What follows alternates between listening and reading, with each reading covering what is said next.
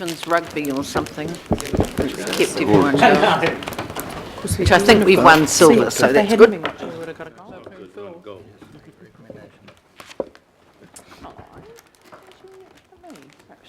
Welcome to this meeting of the Finance and Performance Committee.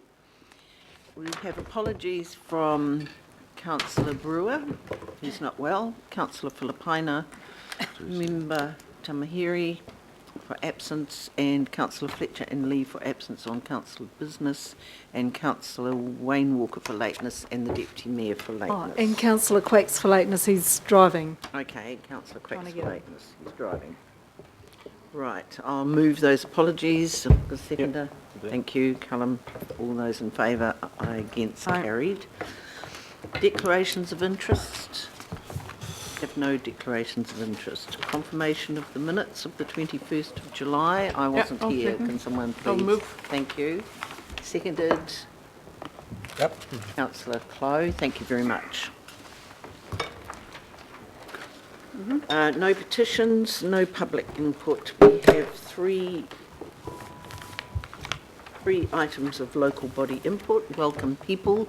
Presumably you want to come up now because I think it's to do with disposal report, isn't it? So first up, welcome, Chair Baker. Good morning, Madam Chair, and thanks for the opportunity. So I'm here to speak about item 9 on your agenda, which is the disposal of 27 and 37 Tobin Street, Pukekohe, but I'm also going to throw my 2 cents in regards to Flanagan Road, and also more importantly Hooper Ave, which is a previous or a following item. Look, local board has given it, and is in the report. The local board has doesn't support the disposal of 27 and 37 Tobin Street in Pukekohe. We have on our board the benefit, I guess, of a local board member who's into his 33rd year of local government, in Murray Kay, who has been on the Puke Borough Council and the Franklin District Council, and was Deputy Mayor of the Franklin District Council. And the Franklin District Council put in place a ring road around the outside of Pukekohe, and that was as Pukekohe was starting to grow way back. They put in a ring road to try and get the traffic out of the main street, and as part of that development they created some small areas of green reserve, I guess you could call it, around that ring road, and it was really to create a feeling of that we're not losing the rural feel of Pukekohe. Pukekohe, even with the huge growth that is happening and going to happen, not only in the direct area of Pukekohe, where the projections are that the population will triple, but within the North Waikato, for which Pukekohe remains the main town of interest, Pukekohe will always be a rural service town. It will always be servicing a massive rural area, and as such, one of the things that it is best known for, and one of its greatest features, is the fact that it has these small areas of green and trees. These 2 bits were done deliberately by the Franklin District Council to maintain and to mitigate that urban development, to retain that rural value, the rural feel, the look of the place.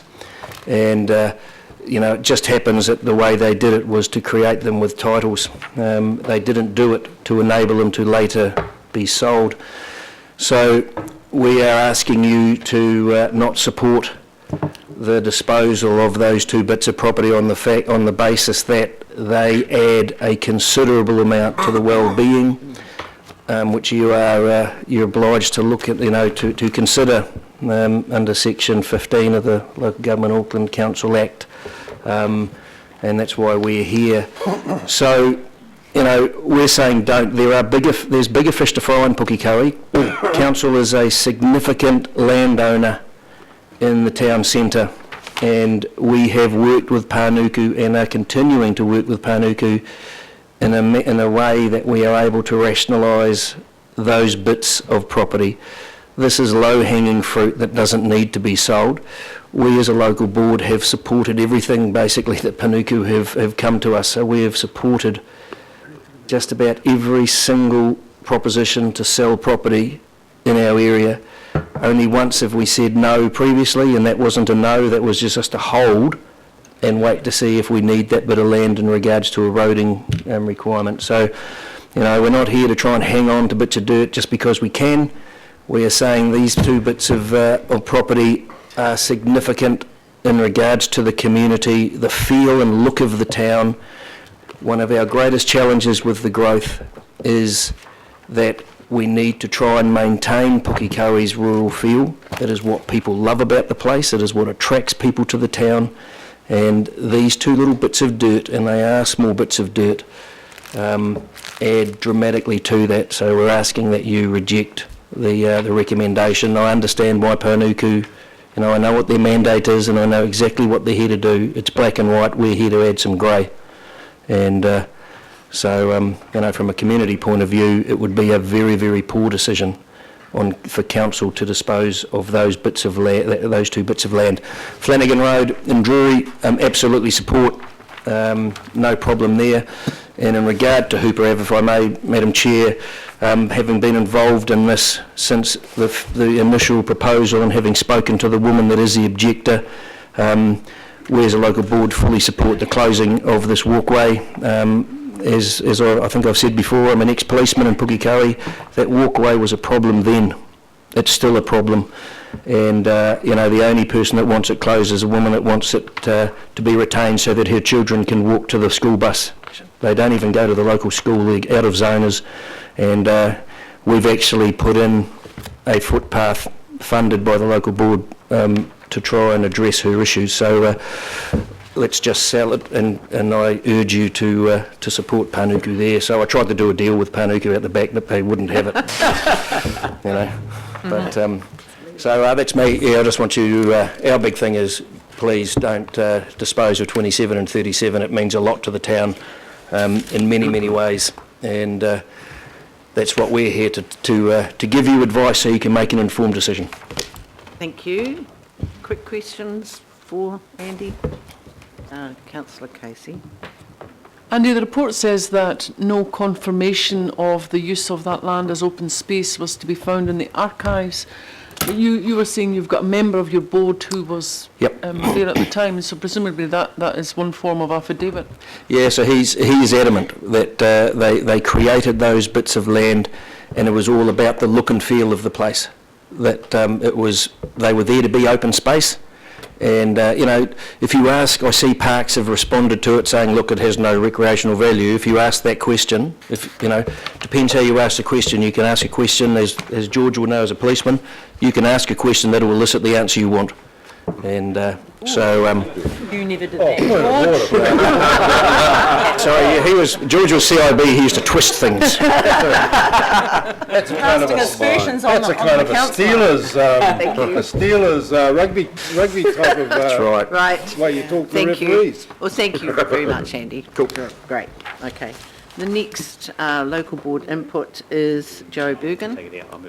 So just, Madam Chair, on that, I think it's instead of regarding for Chair Andy, it's opposing the proposed disposal. Oh, okay, right. We should put that in. Fair enough. Yep. Thank you. Thank you, Madam Chair. Just an update and to members of the committee who are here. Just also on item 9, following on from Andy there, the Devonport Takapuna Local Board has considered this property, and we considered it in conjunction with another property that was presented by Panuku for disposal, but the only one for discussion today that I'm here to speak to is number 2 Forest Hill Road. I have been resolved by the board to come here today, and first of all, just to explain the vote on this issue. So the board was split down the middle. And so there were 3 in support of the recommendation of Panuku and 3 opposed to it. And so in that instance, I used my casting vote to support the resolution that we passed coming forward to today. It's not just a simple endorsement, though. We did add in addition to what Panuku were requesting, we specifically identified that open space, that it was subject to an alternative open space acquisition in the area being identified, noting that the area is not within an acceptable range for walking distance provision target for neighbourhood parks. And really that's us taking the words directly out of the policy around the provision and availability of neighbourhood parks, local parks, regional parks for the people of Devonport, Takapuna and across the whole region. So we're trying to, in this instance, deal with it on a purely policy level. We accept that this piece of land, or the majority of view of the board, is that this piece of land is not an ideal piece of land for a neighbourhood park, but we are very aware that it is part of a large area in the Forest Hill Sunnynook part of the local board's interest, and Westlake generally, where there is high projected growth, and that even at this stage, according to the open space acquisitions policies, it doesn't meet the current provisions requirements for open space. So we appreciate that this particular piece of land, there were a mixture of views, obviously, and I'm sure you see this a lot, a mixture of views around whether this particular piece of land could be used in a wider neighbourhood park sense. But certainly the general position is that this is an area that desperately needs some open space acquisitions. You can see in the report that you have the photos, the satellite photos that Pānuku have provided for you, identify that there was a house on this property only a couple of years ago. It was acquired for road widening purposes. That road widening is now complete. So the piece of land there is a leftover from that. And our identified preference is for a quality piece of open space to be acquired, because we don't want our community being left with only the scraggly bits at the end. The other point that I would just highlight, because I am very aware that we workshopped this issue with Pānuku, and I want to highlight again that we're very grateful to Pānuku and Letitia in particular for the work that her and her team do in preparing these reports. It's a difficult job, as I know you all encounter, and as Andy just identified before, sometimes the local boards can be seen as coming in here and just wanting to protect every scrap of land that we have. We're not doing that in this instance. We're coming forward with a pragmatic point of view and trying to suggest that the land itself, we appreciate that we need to have acquisitions in that space. This isn't the most ideal piece of land. But one point I will highlight with Pānuku's recommendation is it would have been based on the recommendations of the Parks Department, and there does seem to have been, without me wanting to speak too much about the detail and without me knowing the detail, there does seem to have been a disconnect within the Parks Department around the policy position on this piece of land and the local parks advisor. So that may be something that you wish to have clarified. But as far as the board's resolutions go, and that's all that I'm entitled to speak to, it was a very close call and decision and discussion, but ultimately the board supports the disposal of this piece of land, but only so long as there is an alternative open space piece identified within the area. So I'm happy to answer any questions if there are any, Madam Chair. So probably my question is, so if we change the recommendation to reflect what you're saying, you'd be okay with that? That would be, yes, we would be. I don't think we gave a blanket endorsement, and I do have the wording of the resolution if it's helpful for me to pass it up to and we've got Sandra. it, it's in our report, so we're happy with that. Thought I saw it there. So. Councillor Cashmore. Thanks, Madam Chair.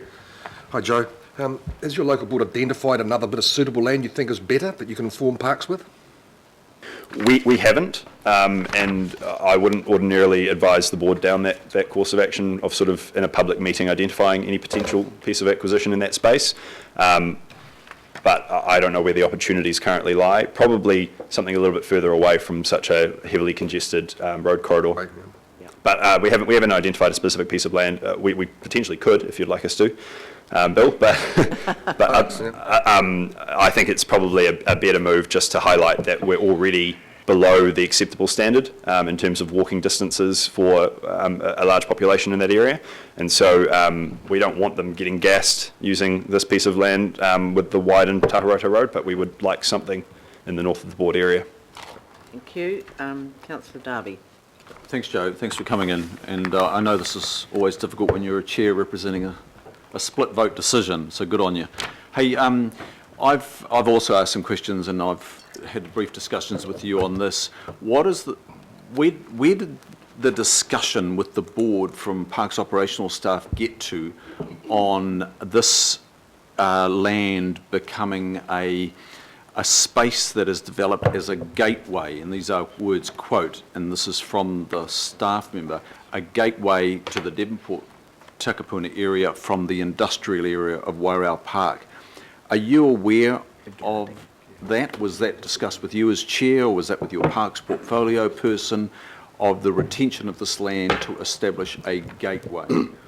I think this is where the lines blur a little bit, Councillor Darby, because from the point of view of my position in the chair, we discussed this at a workshop. We asked Letitia and Panaku to discuss both parcels of land with parks.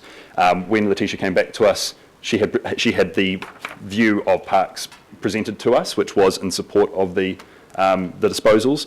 Within the Parks Department, I'm not exactly sure where that came from, and I appreciate that you've spoken to me outside of these meetings, and I have seen the local Parks advisors' comments, but I don't know how that was fed into Parks' ultimate decision. So in terms of a gateway opportunity from the industrialised Wairau Valley, I can certainly understand why that would have some appeal, and I can appreciate Mr. Duffy's comments in that regard.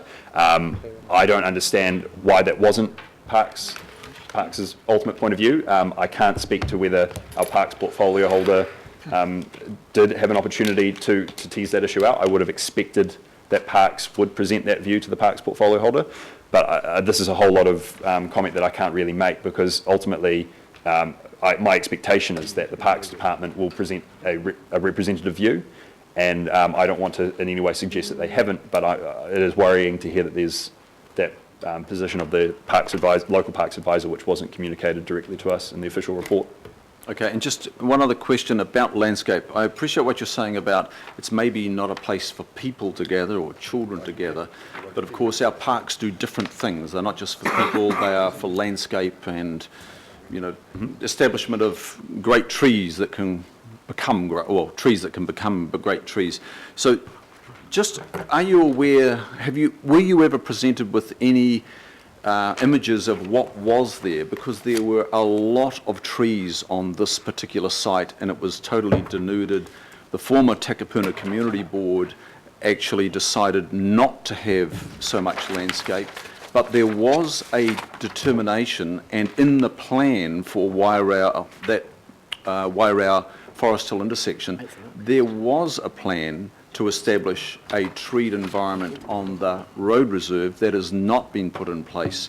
Was that ever conveyed, that it was a heavily treed environment and is a no tree environment except for one skinny little silk oak or something? Well, I mean, I can only really speak to, again, what was on the report. It wasn't conveyed to us in the official report, other than, as I say, on page 23 of your agenda, you can see we had those same satellite images, which does show the original house, what looks like a garage out the back, and you can probably see about 2 or 3 trees that were on the site that aren't on the site now.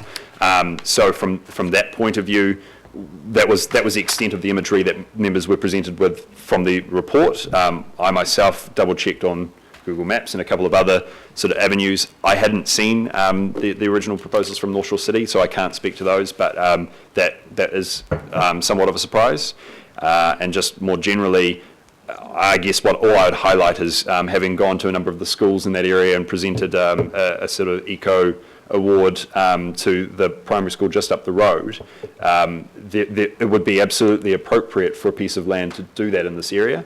And I would like to think that we can have the kind of relationship with the governing body and with this committee where we can say, a more appropriate space should be available, and we would like to see an acquisition in that regard, but we're not going to hold preciously onto every piece of land that was acquired for alternative purposes simply for the sake of trying to prevent any sale from that point of view. So, sorry, it's a jumbled response, Councillor Darby, but I think generally we weren't provided that extent of information. Members are encouraged to try and find whatever they can outside of that meeting to help inform it. And we do have a number of former North Shore City councillors on our board who didn't specifically identify that, but And just one last one. So on 23, you've got an aerial of pre-construction of the works. But are you aware that that aerial is taken after the former North Shore City Council acquired the land, the house is still there, and it denuded the environment of all the vegetation? no, I wasn't aware. Okay, thank you. Thanks, Joe. Thank you. And councillor Watson. Yeah, thank you. Just in terms of the resolution of the board and the practicalities of finding a replacement spot, Joe, which seems to be the proviso that's been put in by the board. This is a very urbanised area. I mean, realistically, it's going to be very unlikely that a suitable area of that size and dimension will be found around Wairau Road or Forest Hill Road, isn't it? Realistically. I think realistically it would be entirely feasible to do so. We have the example of Lake Town Green, for example, in our Hauraki area of Takapuna, where it did have a property on it when it was acquired by North Shore City Council that was demolished, and now it's one of the most popular playgrounds in our board area. So I do think it's possible in that area to find the right kind of acquisition. I'm not saying it's going to be cheap, but I would like to see that kind of impetus put in there. And in terms of the dimensions and size, there would be a lot of cross-lease titles. There's a lot of subdivided titles up there, but you could certainly reacquire and create a space that large. It will cost, but I think it would be proportionate to the money that you could potentially make of the development. And just in capability terms this land. of people movements around there, you've got schools, like 2 big secondary schools that are both going past there, and across the road you've got a very popular plant barn. So a lot of people do congregate just around this particular spot, don't they? Absolutely, yes. Westlake Girls just across the road, Westlake Boys just up from there. You've got Forest Hill Primary up further from there. So there's a lot of schools in very close proximity. Okay, thank you. Thank you. Well, thank you very much. Oh, sorry, George. Well, Councillor yeah, just Wood. in relation to that, have you ever seen people actually using that bit of land as a grassed area? No, I haven't. And I mean, I don't pass by every day, fairly infrequently, but I've never seen anyone use it.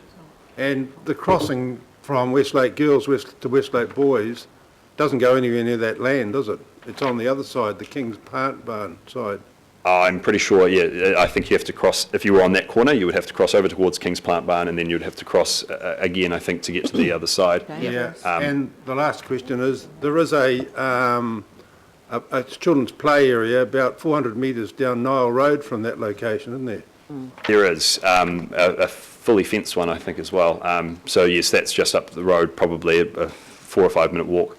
I should just point out, sorry, through you, Madam Chair, that aside from the comments around the resolution, these are all comments that I'm trying to make, and mostly in a personal capacity, because the board hasn't resolved on any of these issues. So that's absolutely correct, and all the comments I've been making, I've been trying to answer to the best of my ability, but I don't have resolutions that I can point to that empower me to say that on behalf of the board. So other than that, for that area at the corner of Forest Hill and Wairau Road, where is this new residential development which your board is kind of talking about that's going to necessitate this being used for recreation from the residents? Again, there's no specific resolution that points to that, but I would probably highlight the mixed house urban zoning on both sides of Forest Hill Road heading up from that direction, where there is an uplift. Plus you've also got some mixed use zoning. I think now the King's Plant Barn has mixed use zoning, and you've also got mixed use and higher density around the Shakespeare corridor, heading towards Milford as well. So there has been some uplift through the proposed unitary plan and the independent hearings panel recommendations, and I don't know what the status of either of those will be come next Friday, but it does look like more generally there's the opportunity for some upscale in that area. Thank you. And of course, we have to point out no decisions have been made. Sorry, yes, and I'm not trying to in any way suggest that they have been. No, that's fine. Well, thank you very much for your Thank you. presentation. And we've changed it to Thanks, Jo. regarding rather than oppose or support. Thank you very much, Councillor, and members of the committee. Thank you. Madam Chair. Now, Vanessa, do you want to speak now or do you want to speak at the item? Entirely up to you, Madam Chair. What do you feel most comfortable at? You can speak at the item? Okay, great. Not a problem. Right, extraordinary... Oh, sorry, I'll move those two items. Got a seconder for that? Councillor Casey, thank you. All those in favour? Aye. Against, carried. Thank you. Extraordinary items. We will be having a report under extraordinary items, councillors, on the diversified asset fund issue that we brought up last week. So that will come up at that stage. Does it need a motion? as per Not normal, really, or is because it- it's only, it's a verbal update, it's not a report. Okay, thank you. No notices of motion. So Letitia, you're on. Nice to see you. Chair.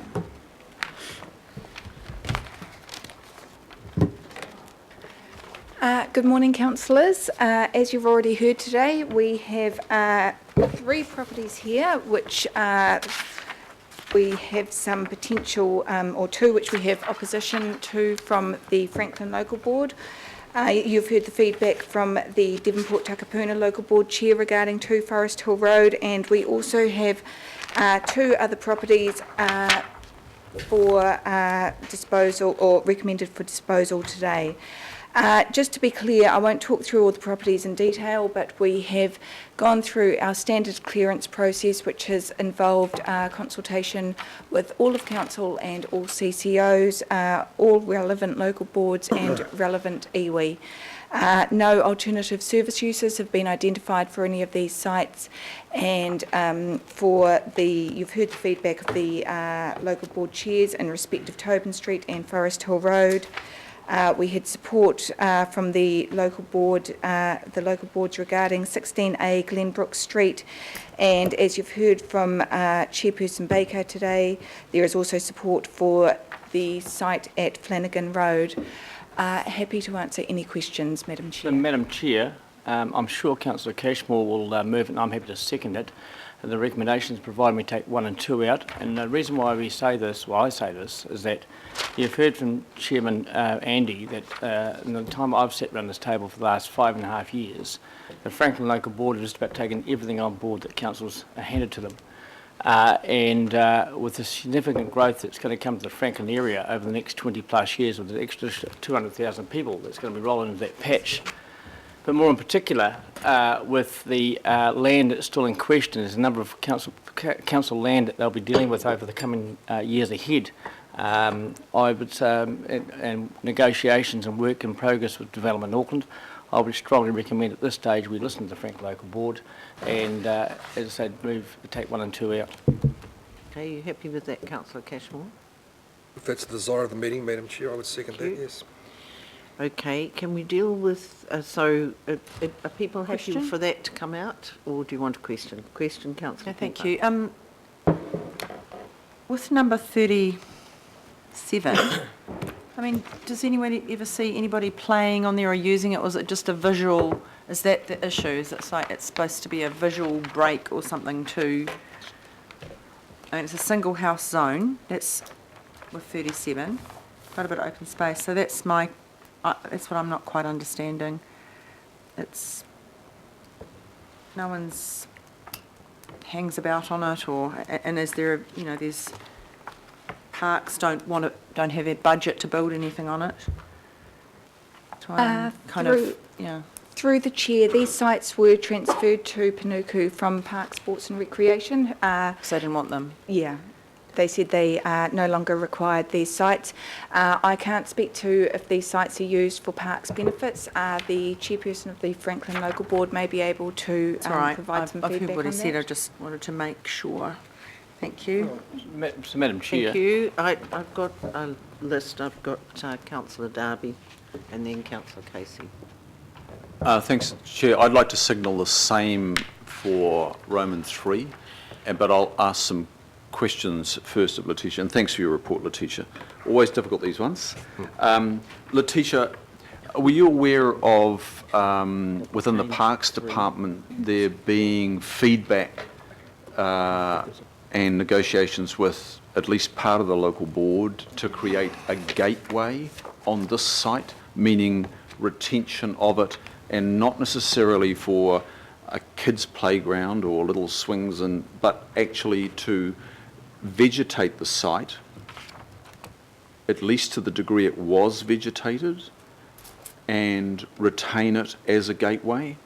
Was that conveyed to you from Parks policy? Yes, through the chair, it was conveyed to me that it was considered, but it was found that it wasn't required. I understand that there's often differing views of individual staff members. So for that reason, I take the view of the department and not individual staff members when I seek feedback. But I'm aware that there was discussion in works about that.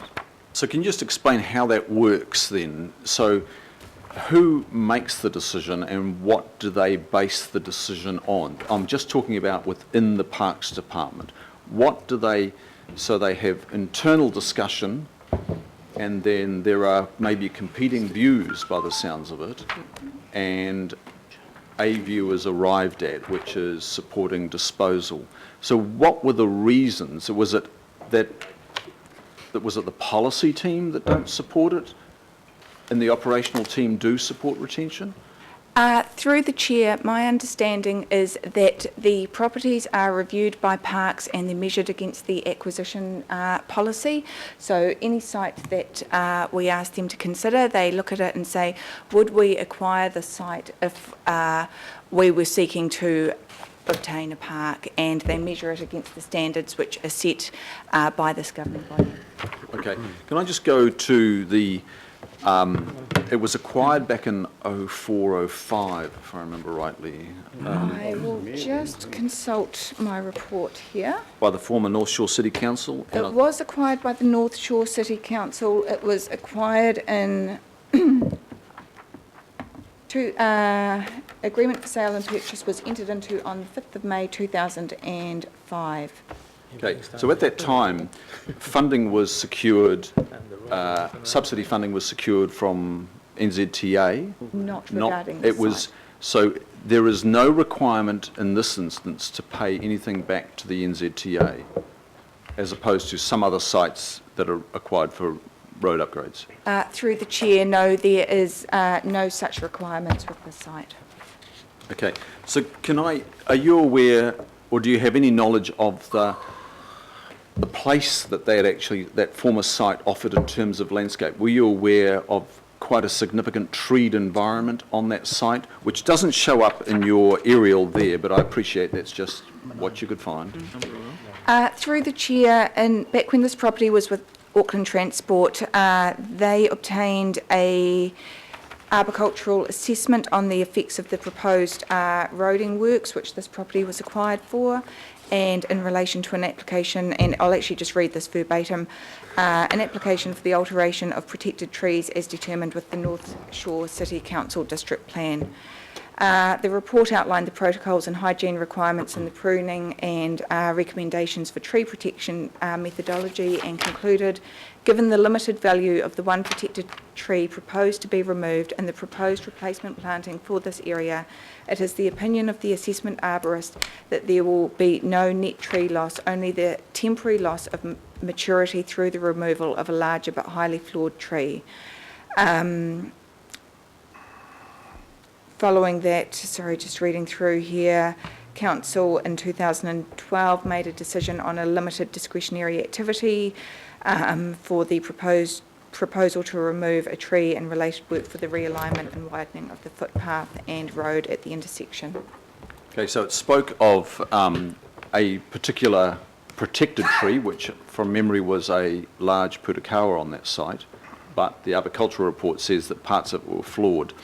It didn't refer to the balance of the vegetation, which was not necessarily protected, but it was in existence. And the aerial views from that time show almost the whole edge wrapped in vegetation, like trees, I mean. It doesn't refer to that at all. I'm just looking at what there is here from the arboricultural assessment. There's nothing in there at all about it. It's quite difficult to go back and obtain this material in hindsight.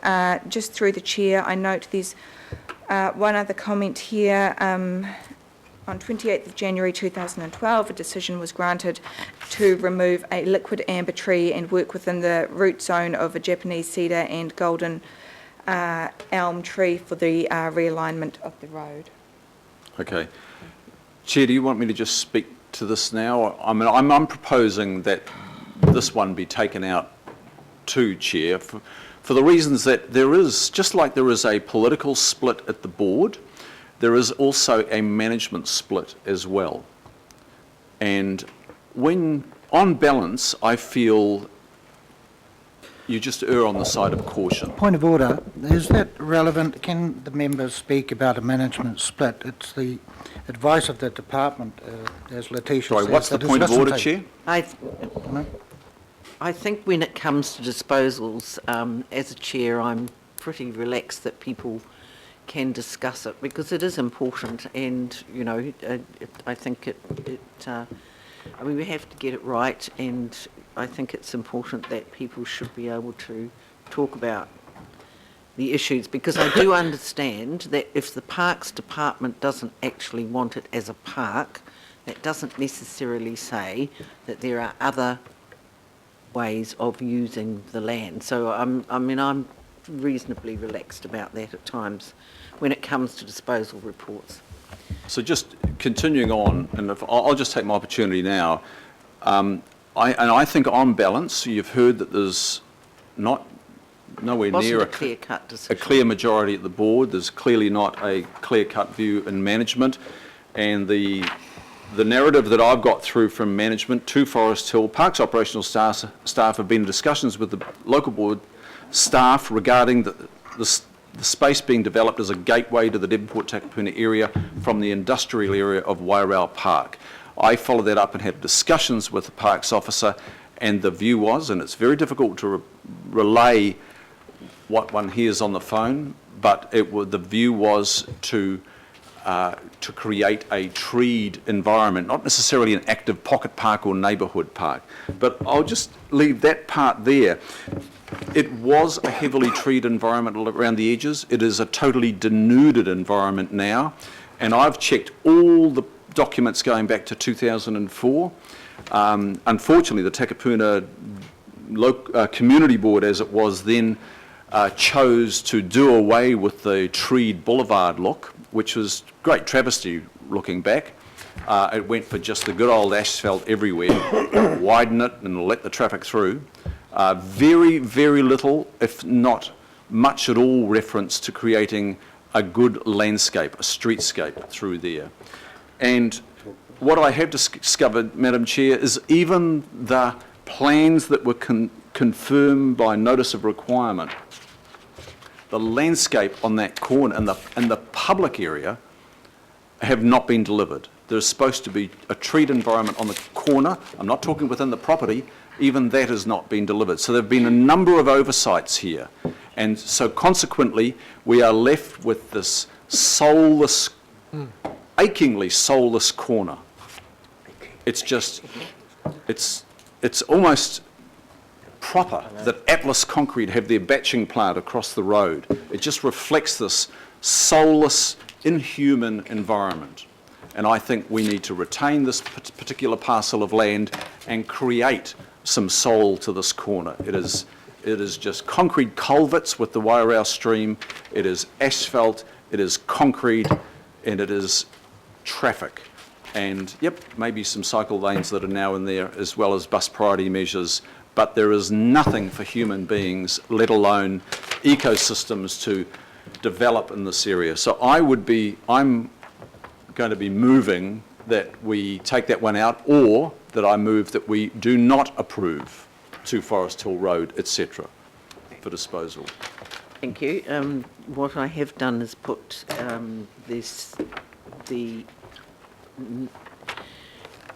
what the local board was saying, subject to alternative open space acquisition in that area. So, Councillor Casey.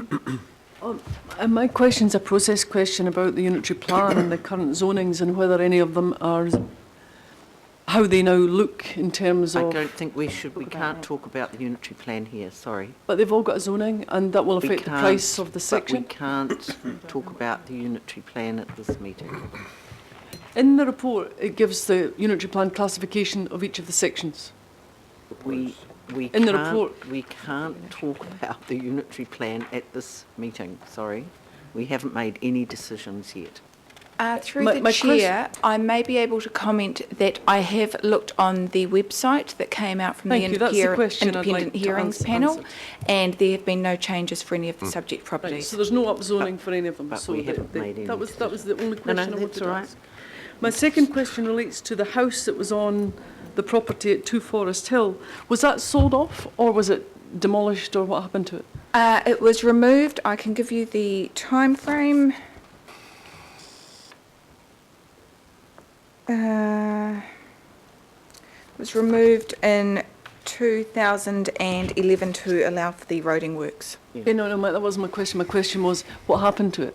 Was it sold off or demolished?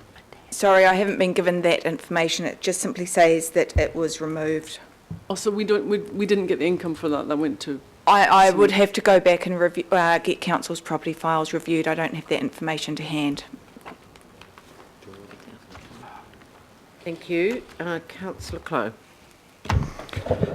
I'm just asking the Chair that you deal with these properties separately. I'm going to support the sale of all of them. However, I'm just a little bit interested in 37 Tobin Street, and maybe the Chair of the local board, Andy, could give some information on that. I mean, is that used as a kind of a play space, a park by local people?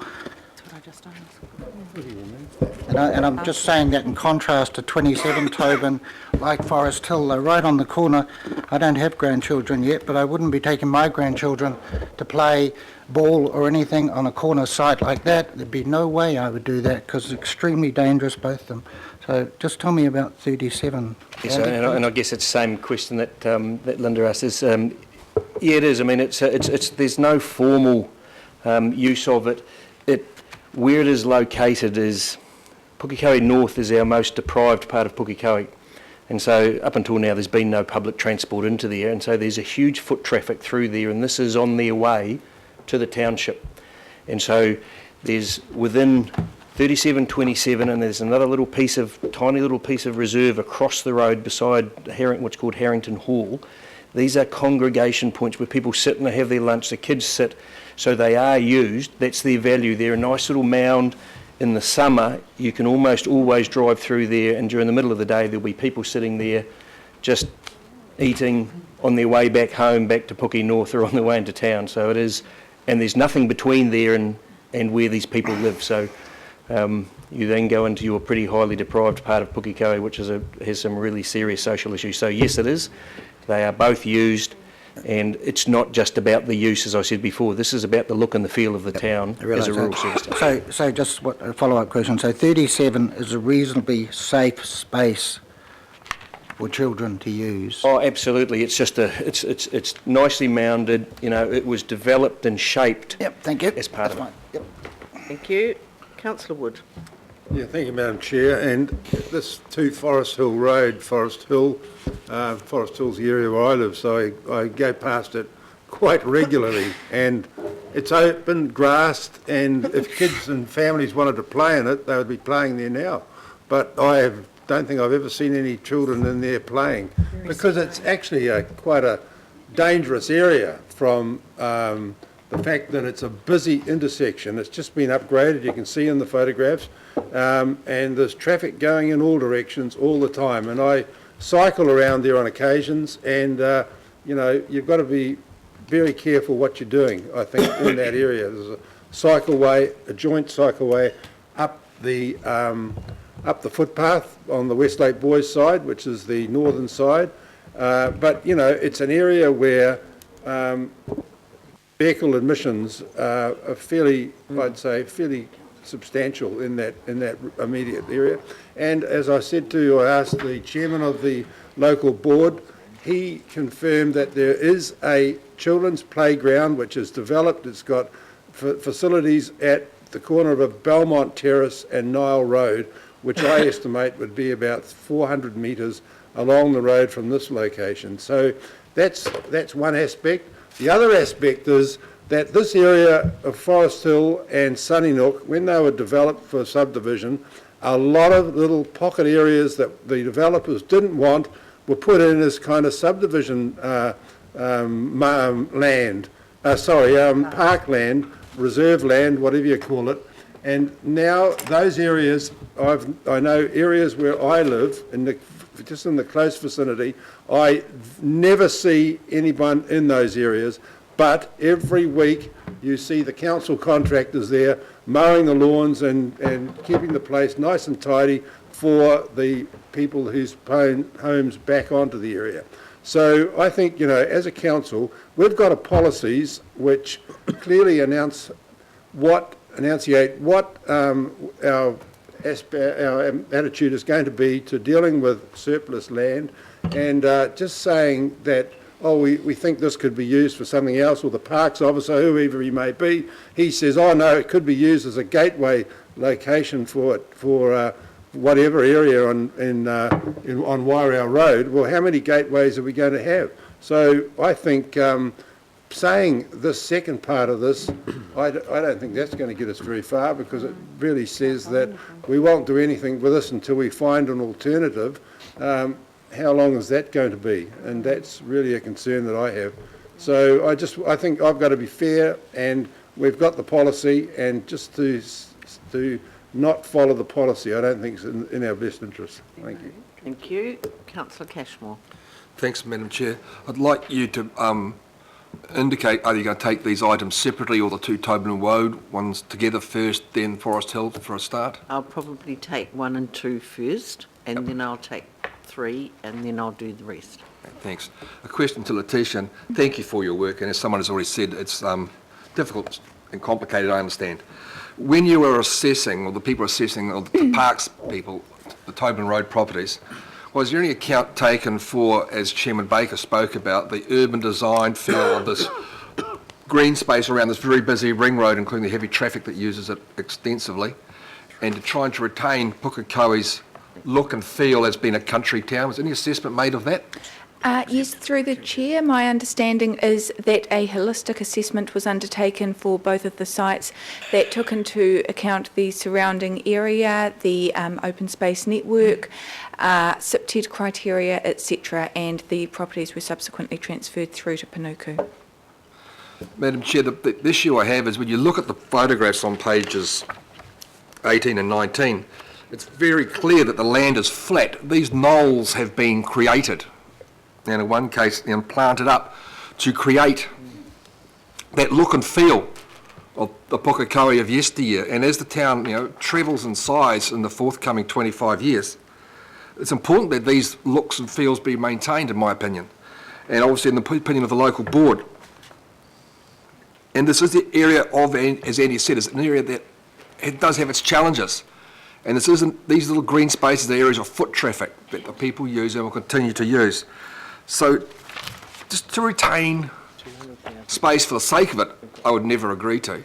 But in this case, it's very much about keeping Puke as a country town, creating that greenness and that undulation look that was surrounded the town originally, but also it does enable the through traffic, pedestrian traffic, and a place to congregate in those areas, and the school kids in particular. And I would urge councillors to support not disposing of these, but retaining them as to get green space, and also remind you that the Franklin community has put up a lot of sales through this process. We support this process. There's only been one other that we haven't, as Chairman Baker said. And as he also indicated, there's lots of other legacy council-owned property there that the board is actively working with Panuku with for reform and potential sale. Thank you. And you are very correct, because we've just managed to take one off the sale list of Weezer Lane in Kumu, because, you know, it is a floodplain. There are issues. We need the green space, and it is about our towns facing the growth that they're facing, having, and it's not necessarily parkland, as you say, it's congregational sort of land that people walk through and give that green space. Councillor Watson. Thank you. Just talking to Forest Hill, I'm pretty familiar with this piece of land here, having trudged up the road for about 5 years going to Westlake Boys. It is, as Councillor Darby has said, a pretty harsh environment around there. You have the motorway on one side, you have the Wairau stream, you have a kind of busy road leading into a sprawling commercial area which has virtually no green space whatsoever along Wairau Road. This is an area that is heavily used with pedestrian traffic. You have Westlake boys going up the hill, you have Westlake girls coming down the hill, and you have people walking along from Wairau, from the lower ends of Glenfield along towards Takapuna. So it's a site that has a lot of human traffic, if I can put it that way. Councillor Darby mentioned this concept of a gateway. There is no gateway to this big area. It's just sprawling factories and car yards and kind of residential properties that have been overtaken with the development that's occurred after them in the 50s and 60s.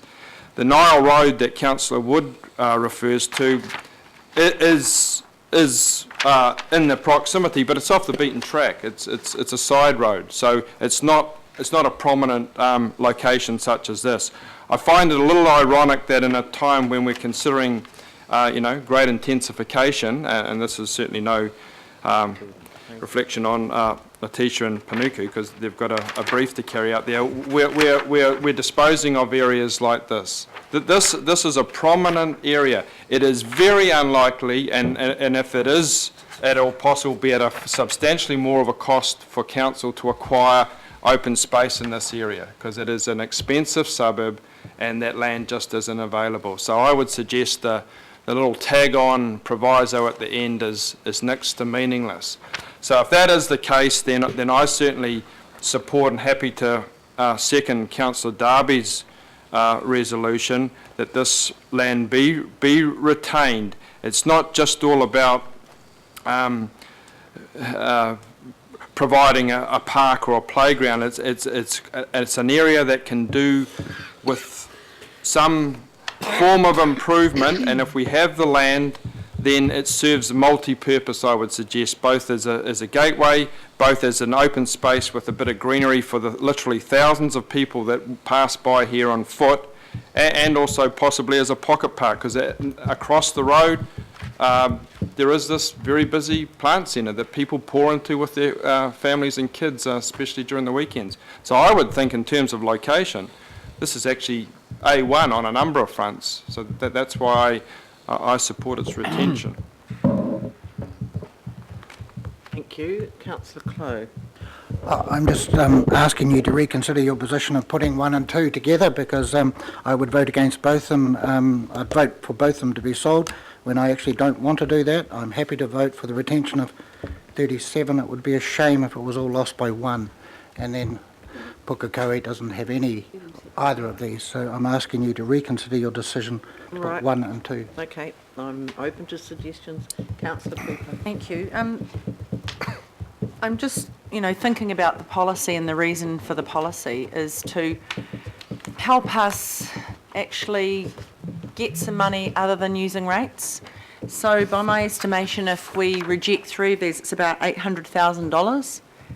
So that's $800,000 that we've got, that we think we're going to have in the budget that we're now not going to have. So that's a bigger overarching concern for me.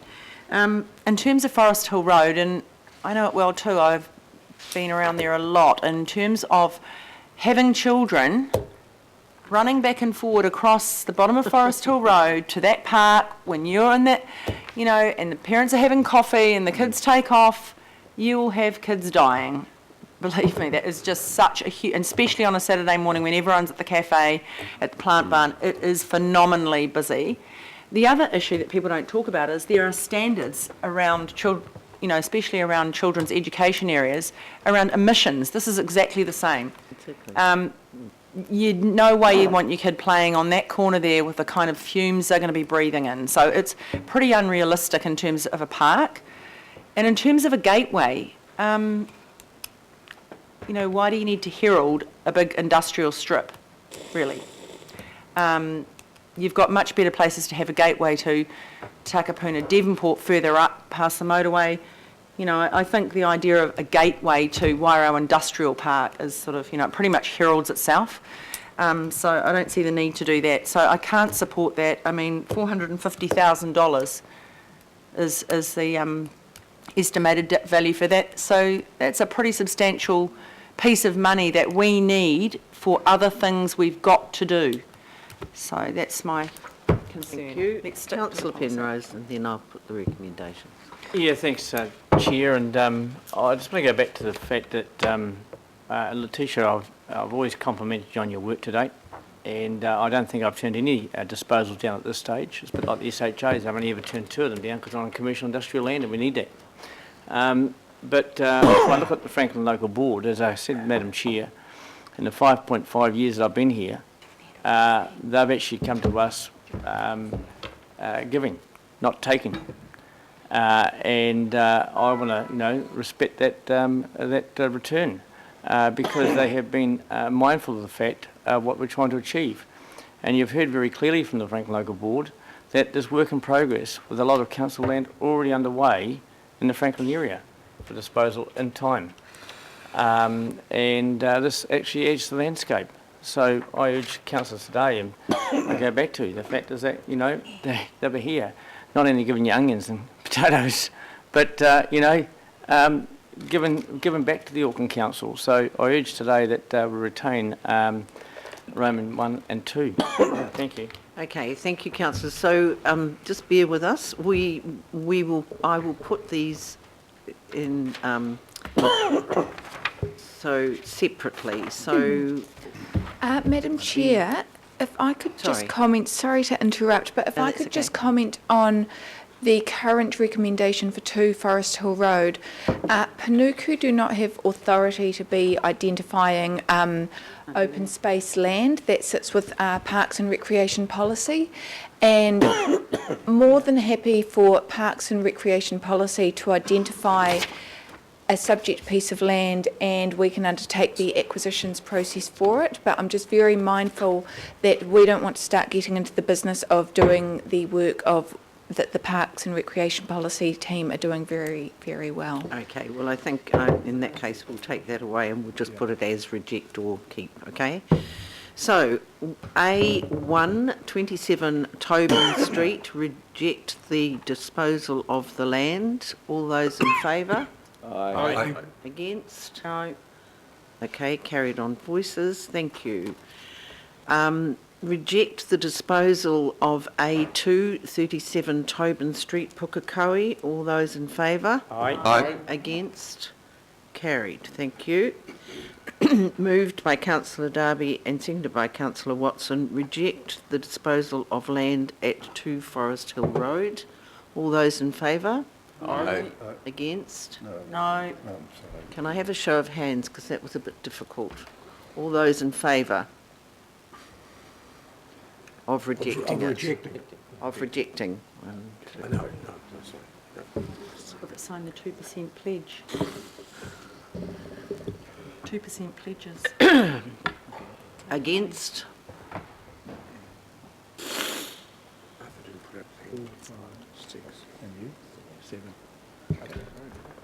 Okay. Sorry, we don't. I'm just about to tell you. Oh, sorry. The vote was 9-7, so To reject it. To reject it, thank you. So that's And approve the sale of 815. 16A Glenbrook Road, Street Teatu, and part of 270 Flanagan Road, Drury. All those in favour? Aye. Against? Carried. B, agree terms and conditions be approved $800 we under don't have, appropriate $800. delegations. All those in favour? Aye. Against? Carried. Thank you. Letitia, thank you very much. Sometimes you get really easy ones and sometimes they're a little bit more Letitia. difficult, but I know that you really do your best and you put your heart and soul into these, and your reports are always very comprehensive. And I know you work very well with the local boards as well, so thank you very much. Thank you, Madam Chair. I will just stay in the seat because a colleague of mine is coming up for another item. That's right. So we now have item number 10, the closure of walkway and disposal of land at Hooper Avenue, Pukekohe. As we've heard from the local board before, they usually support disposal in their area of Franklin. You're going to move it? Move it. Okay. So, do you want to move this, Councillor Cashmore? Yeah, I'll move it. Yeah. Oh, Seconded, Cashmore, I'll second it. Councillor Yeah, I'll second it. Penrose. We'll take the report as read. We've heard from Andy. Are there any questions, councillors? Straightforward. Fairly straightforward.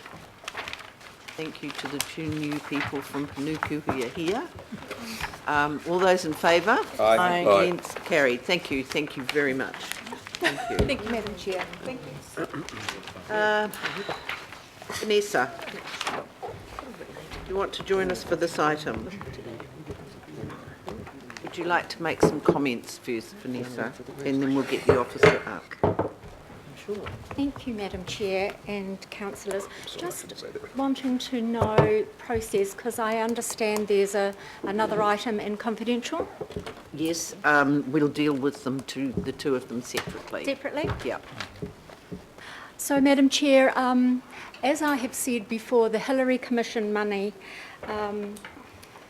I've been asking about this money for 6 years from the Sport and Rec, and it's not ratepayer money, it's taxpayers' money. The Hillary Commission divested its funds to all the surrounding councils in the former Auckland area, and the only two councils that didn't spend their money was Auckland and the former Waitakere. And so it was very clear that the funds were for the participation and encouragement of sport for each individual in those particular areas. And so I really support the recommendations here from the Sport and Rec Committee. But I just would like to suggest a change.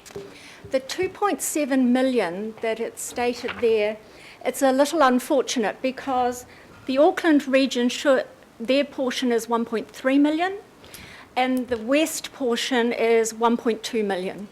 And I think if you add the two together, it just gives it, well, I just think it gives a slight advantage possibly to the west, when in actual fact it really ought to be 1.3 for Auckland and 1.2 for Waitakere.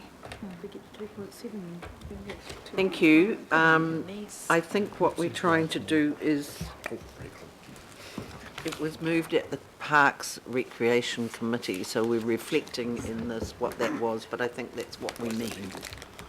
If you look at the report, it actually does say Yes, that. it's just that lumping it together, I mean, I'm just a bit concerned that we might be seen as more needy and get all of it. Good point, Vanessa. Thank you very much. We'll hear from the officer and then answer any questions. Thank you. Welcome. Thank you. Sharon, first time you've been in front of... Manager of Parks, Sport and This is Recreation. the first time you've come in front of this committee. It is the first time Great. I've been at this Welcome. committee, usually at the Park Recreation Sport Committee. Right. As Member Neeson has actually quite well outlined, the purpose of this report is to consider the legacy Hillary Commission funding that did come from the previous Central Government Agency for Sport and Recreation to legacy councils. And as also has been mentioned, this has been considered in terms of the allocation of or use of this funding by the Parks, Recreation and Sport Committee, and it was resolved that the funding will be used towards the implementation of the Sport and Recreation Community Access Scheme, and with an identified need within the legacy Waitakere and Auckland City Council areas. I can just comment on the amount as raised by Member Neeson. So we have, I guess, for simplified purposes, amalgamated them together to 2.7. The difference, as was reported in the Parks Recreation Committee report, referenced the money that was available at amalgamation since that time, and that was the 1.1 for Waitakere and the 1.39 for Auckland. Since that time, interest has been earned on those accounts, and also in relation to the Auckland City funds, loans have been repaid, so the money has been increasing. We do have the exact split within that 2.7 of what it is within the finance records, so when we come to allocate it, we do have the exact split. Thank you. Questions? Councillor Clow. It's a question, sorry, and it gets reflected in the amendment I made. So at the time of amalgamation, Waitakere had the 1.1 and Auckland City Council the 1.39. My amendment is really made to reflect the fact that half of my ward, the faux ward, was actually in Auckland City Council previously, and half was in Waitakere. So basically, would you agree that therefore some of that Auckland City Council money should be earmarked for the faux ward as well as some of the Waitakere money earmarked for the faux ward? Could be considered. We do have the other issue within the Auckland City Council boundaries with the southern shift as well, so we would have to consider that if we were being consistent with that approach. I think that should be considered because, as you know, the western wards now are considered to be Waitakere Rangers and the faux ward, so in reality only half of mine. So I'm just signalling what my amendment is. And I'm happy to move the overall substantive motion. I'll second. Okay. So, are people happy with that amendment? Can I just ask a question of clarification? Because if you start doing that, then you have to include a part of Upper Harbour local board as well. Though I don't imagine the need is that great there, but I think we start to get a bit messy. But that's all. But you know. Well, you've moved it with the amendment. I have, but I mean, I'm just sort of noting. I didn't see when you know it's sort of 6 to 1, half a dozen of the other, really being the other half Auckland. So, Sharon, my question to you is, this is going to be an access scheme that the council will administer, presumably. However, so how difficult will it be if we keep that amendment in to reflect the ward boundaries at the time, considering that they're probably there are some differences in areas? Sort of a difficult question for you, I suppose. It is difficult without having done that piece of work to actually identify the needs. I think given it is around community access to facility provision, and we need to often consider that a facility may be located within one local board or ward area, but generally serves, particularly in the case of sport and recreation, generally serves a wider community catchment. So I think possibly an amendment could be that it considers the needs of the broader previous ward boundaries as opposed to necessarily being located within. And I'm happy with that change because I'm not trying to divide the money down to the last cent. It's just a general thing, but we just need to be... I think if it wasn't quite such a hard and fast rule, if we could put some words in there to consider the needs. Okay, because I think otherwise we could get ourselves into a real mess. Okay. Any other speakers to the motion? Councillor Madam Chair, initially, look, I'm going to support this today. At the Parks Committee, I didn't support this. I just made the point that, you know, we're 6 years in, and at what point do you stop being parochial about the cities that we maybe were representatives at? It is coming up 6 years ago. I really thought at the Parks Committee that this budget should be now available to all of Auckland. We are all of Auckland. And I also signalled that there's risk of carrying on and next thing finance report to us an unallocated amount. And I highlighted a particular an allocated but not uplifted amount of $3 million in the North Shore budget. So I'll be supporting this today, but also signalling that if that $3 million is not allocated to the project that it's tagged for on the North Shore, I'll be bidding, just like the members have bidded from Auckland City and former Auckland City areas and Waitakere areas, I will be bidding for the retention of that $3 million in the North Shore City Council area. And I identified that as a risk, and there could be others. We've decided not to be a grown-up Auckland, and 6 years later, knuckle down and actually treat it as one Auckland. We decided at the Parks Committee, and we're going to set it in train here, that we are going to continue to be parochial about our little patches. Now, that's a great thing. We're all elected from wards, but at some point, we're going to have to mature and realise that the budgets need to be amalgamated. you. Councillor Cooper. Thank you, Madam Chair. And I find that quite interesting comment, given the last item where we had a great long history of what North Shore did and what they were supposed to do and they didn't, and let's rectify it. But anyway, we'll move on from that.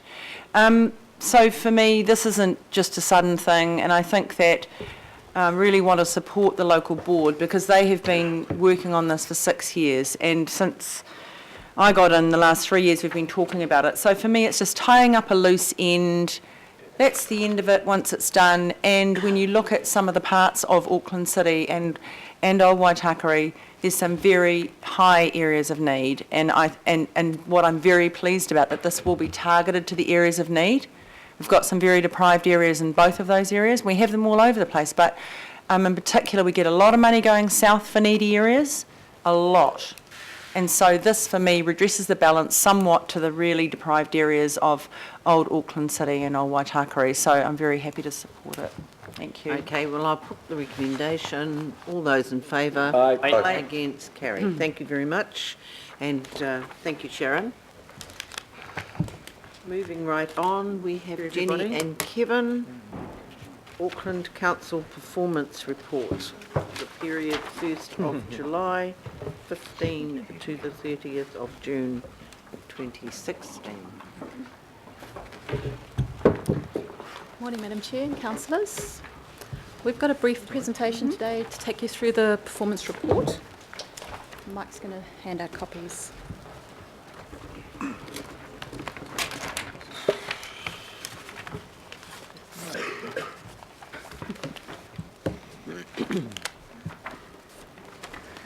Okay, just by way of introduction and context setting, we're presenting the interim unaudited results for the June 2016 year end. These are for the Auckland Council parent entity, not the group. The CCO performance results for year end will be presented to the CCO Monitoring Committee in September, and we'll present the full group results in September to the Finance and Performance Committee. The report's got 3 key components to it. There's a highlights and achievements section, there's the performance measure results, and then there's the financial performance results. Jenny, excuse me, could you push your, pull that over towards you a bit further? Okay. You need to sort of talk into it, it's not very good. Okay. Yep, so just mentioned that there's 3 key components to the report: the highlights and achievements, performance measure results, and then the financial performance results. And there's a number of appendices to the report, and these are in key areas where councillors have asked for extra information. The graph there on the right-hand side just provides a bit of a context around one of our key growth indicators. The blue line on the graph there shows the net migration into Auckland, and you can see over the last year there's been an extra 32,000 people moving into Auckland, which is an 18% increase on the prior year, so a big shift in migration, and that obviously impacts our service delivery and provides some challenges, and you'll see that reflected in some of our performance measure results as we go through the information.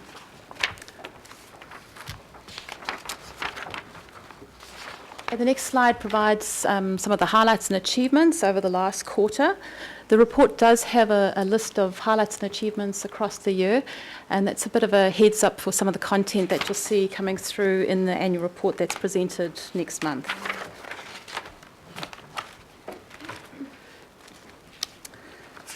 Next slide is an introduction into the performance measures section.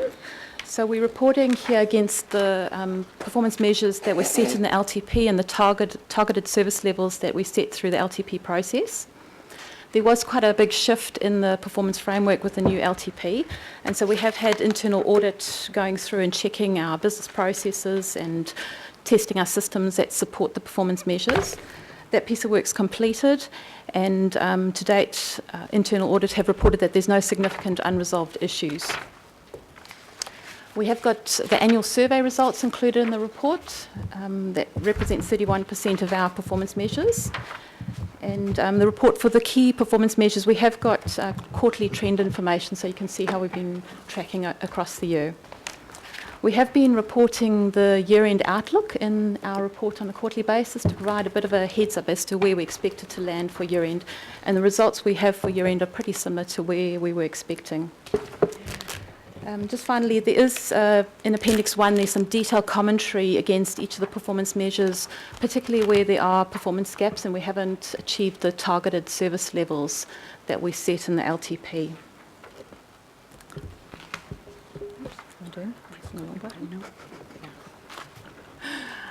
Okay, so the next slide provides a summary of the overall performance results for the year end. The big green slice there, 59% of our KPIs we achieved the targeted service levels, and there's a further 6% where we substantially achieved the targeted service level. The red slice, 35% of the measures we didn't achieve our levels, yeah, as mentioned, there is detailed commentary in the report around those areas. And the rest of the slide there shows you some samples of different areas, some of the KPIs. A large number of the not achieved KPIs are in the regulatory space, and there are other business areas as well covered in that.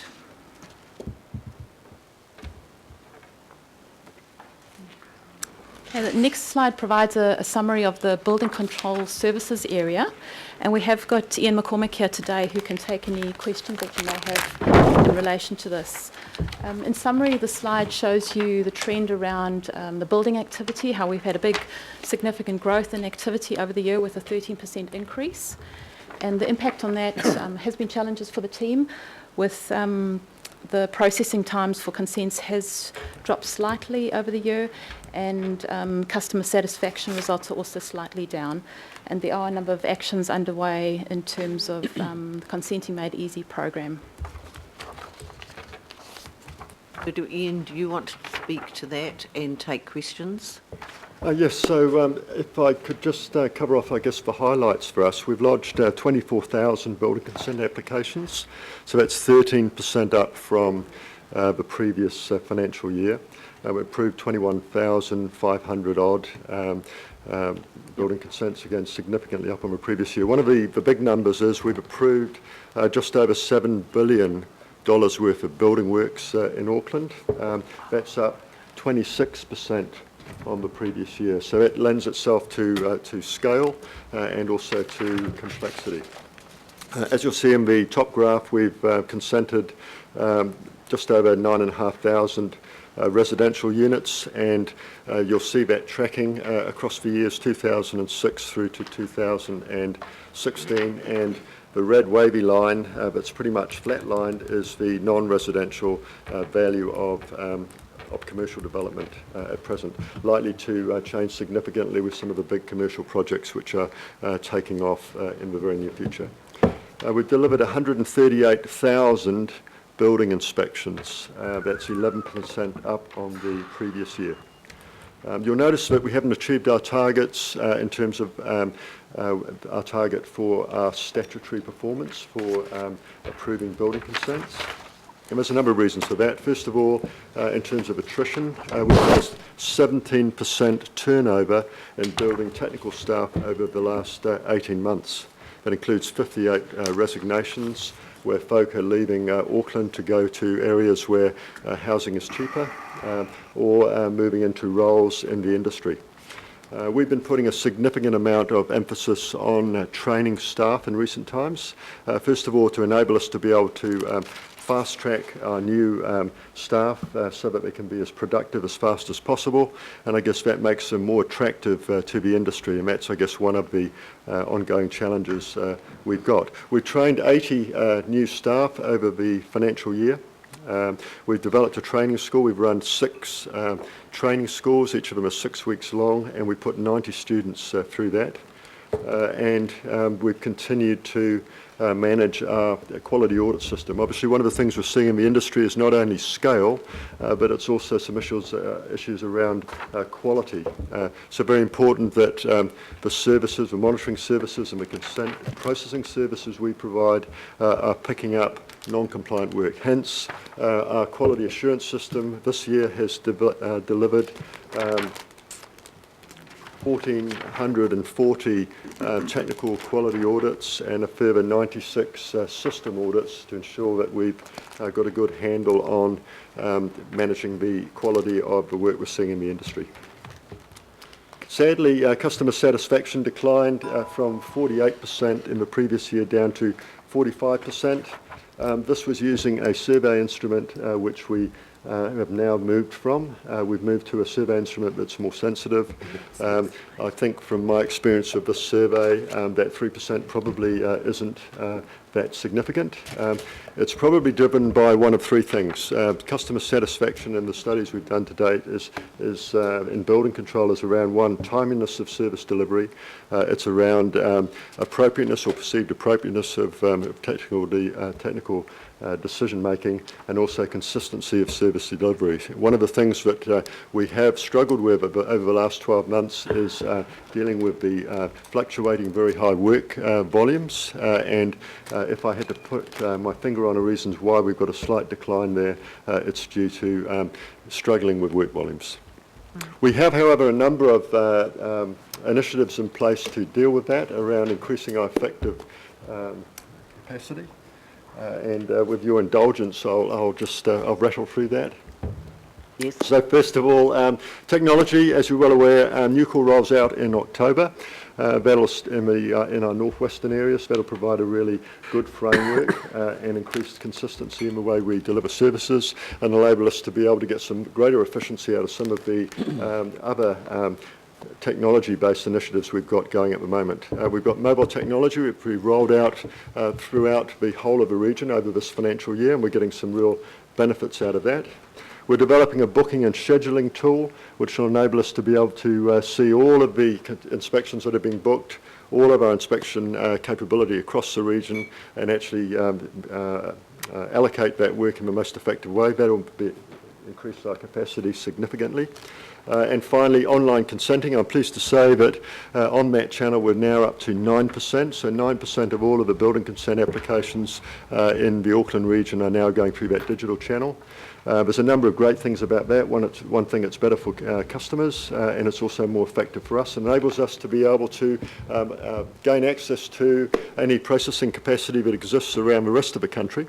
So one of the strategies we've got at the moment is around making use of capacity in Porirua City Council, Wellington City Council, and we've also turned on a private provider in Christchurch over the last 6 months.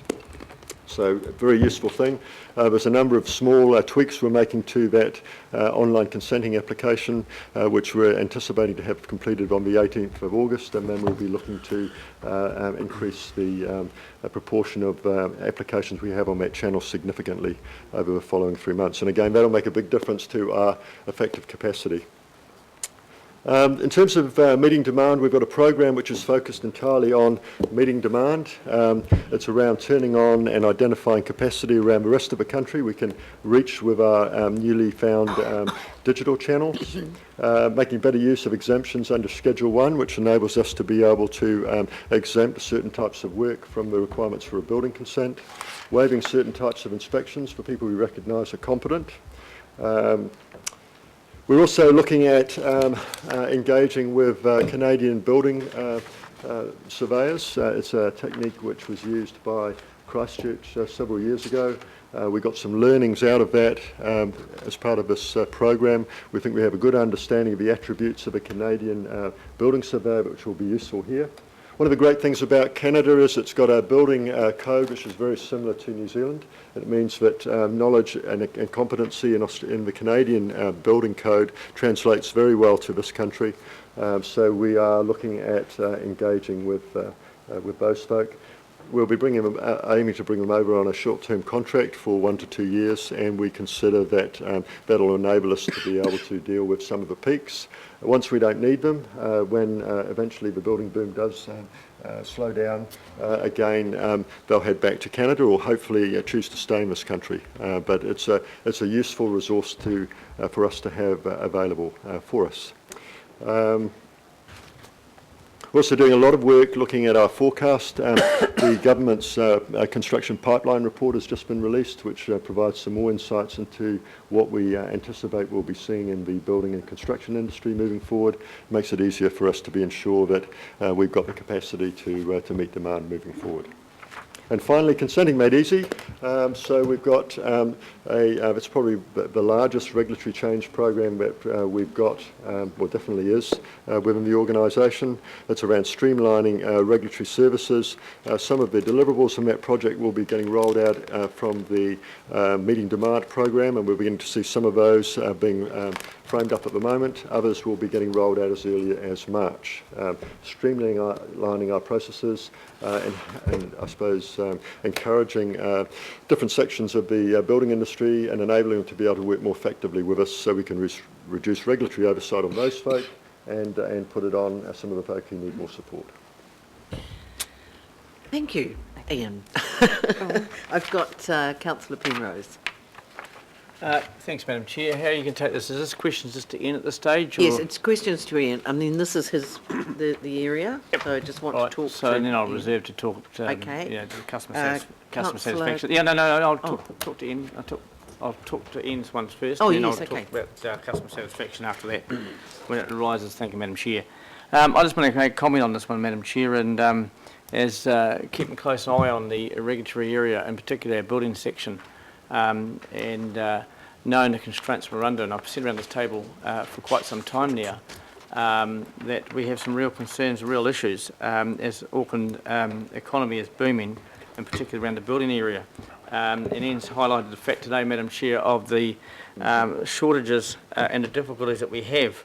But may I say, I experienced, and I'm sure others have experienced around this table, when trying to build here in Auckland, and I myself was trying to build, and it's taken 5.5 months to even get it to council. Nothing to do with council, it's to do with architects and engineers. And sadly, reflection being that they just don't do their work, they don't dot their I's and cross their T's. And then they end up with Section 92s and whatever stuck on them.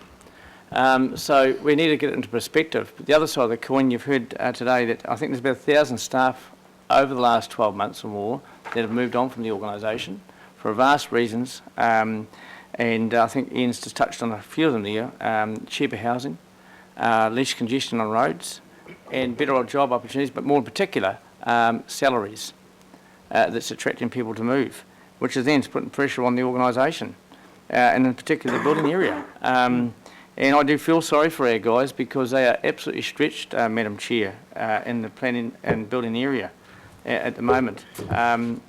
There's no silver bullet for it.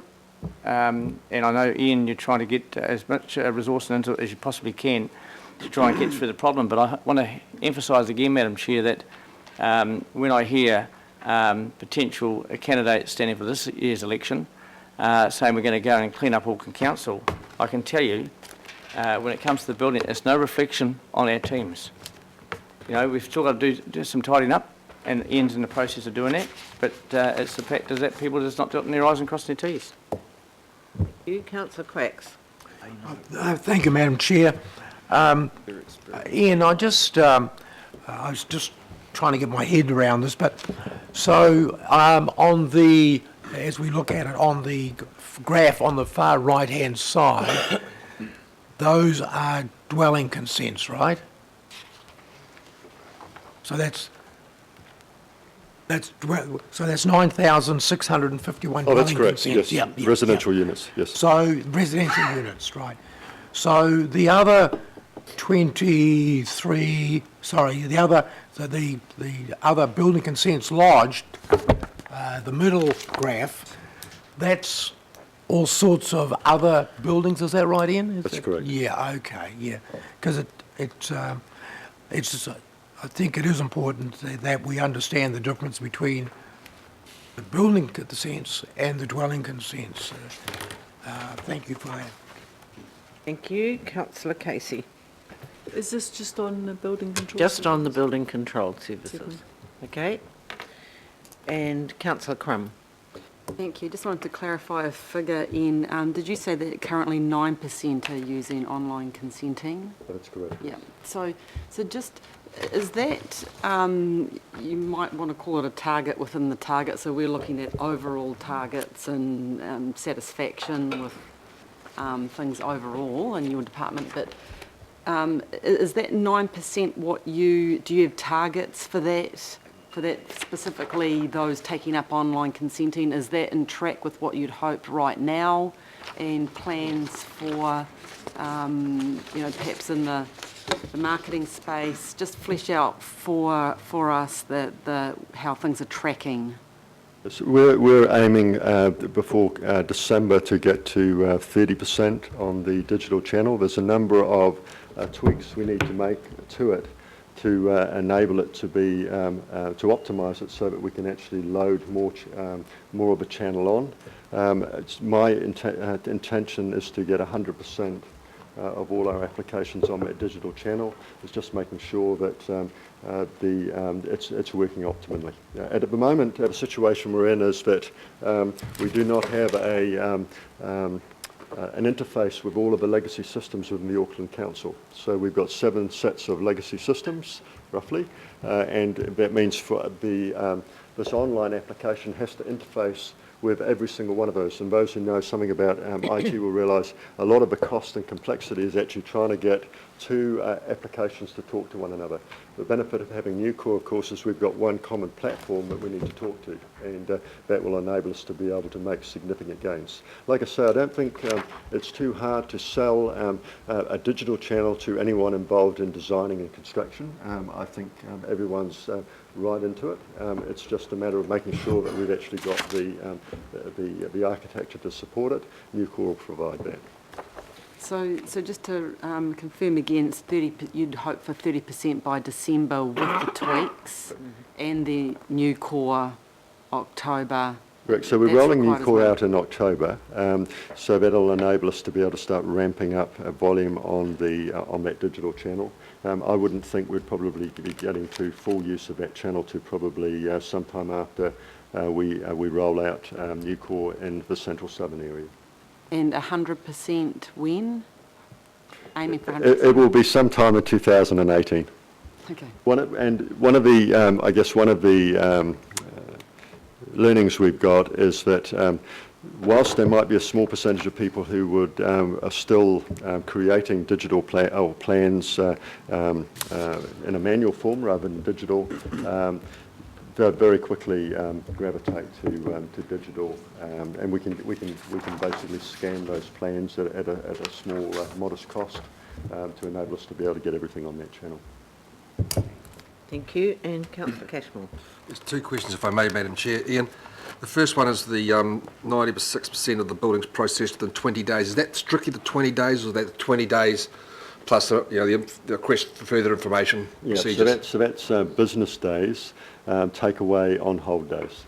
So it's strict. It's just that first category. Okay. So if the other measure we quite often use is percentage within 40 working days, and that 40 working days is a better reflection, I guess, of how we're performing as a building and construction system, because that includes those on hold days. So what we're seeing at the moment is that the industry is also very busy. They're struggling to find the competent resource they need to be able to design and construct, and as a result that's slowing everything up. And as we've heard from the councillor earlier, that means a slower turnaround when we request for additional information. And so we've got a target of 80% for our 40 working days. We're currently tracking, I think, about 78%. So we're below definitely where we want to be. We want to be above 80%. But I guess that measure is a reflection of the industry and how we're all working together, and we're under load. And the second question is a commentary, if you can, about MB, product certification and the risk holders in those product certifications. Is it us? Is it the product certifier? Is it the product manufacturer? And is there any duplication or additional cost because of those systems?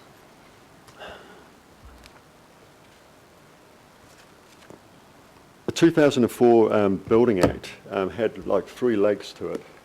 One of them was the accreditation of the building consent authorities.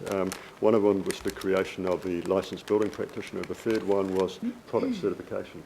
So the central government has delivered an appraisal system, but we're still, I suppose, the industry is really waiting on that, I guess, some kind of product certification system. And I guess that means that a lot of my team's resource is tied up looking at different types of products, trying to understand if the product certificate we've got actually makes that product fit for purpose for a particular application or not. Yeah. It adds to some time. Yeah. So it's a complication that we could try and get rid of in time. Yes. Yeah. Thank you, Ian. I mean, this is a very interesting area, and of course we all field the war stories, like the hay barn that's taken 3 months to get consented, but I think I sorted that one out. But thank you. So, Jenny and Kevin, do you want to carry on, and we'll take questions at the end and comments. Moving across to the next slide, a bit of a summary for capital expenditure. So for the June year end, we completed $413 million of works for the year, and that was 74% of the full budget that was approved for the year. There were some timing delays experienced across a number of projects, particularly in the commercial property, strategic development area and community facilities. And the next agenda item does include a reference to the deferrals process, where we're expecting those projects will be completed in the next financial year. Okay, debt management. Overall year-end results, net debt was at $6.9 billion, which lines up and was slightly under the LTP projections. So that was a good result.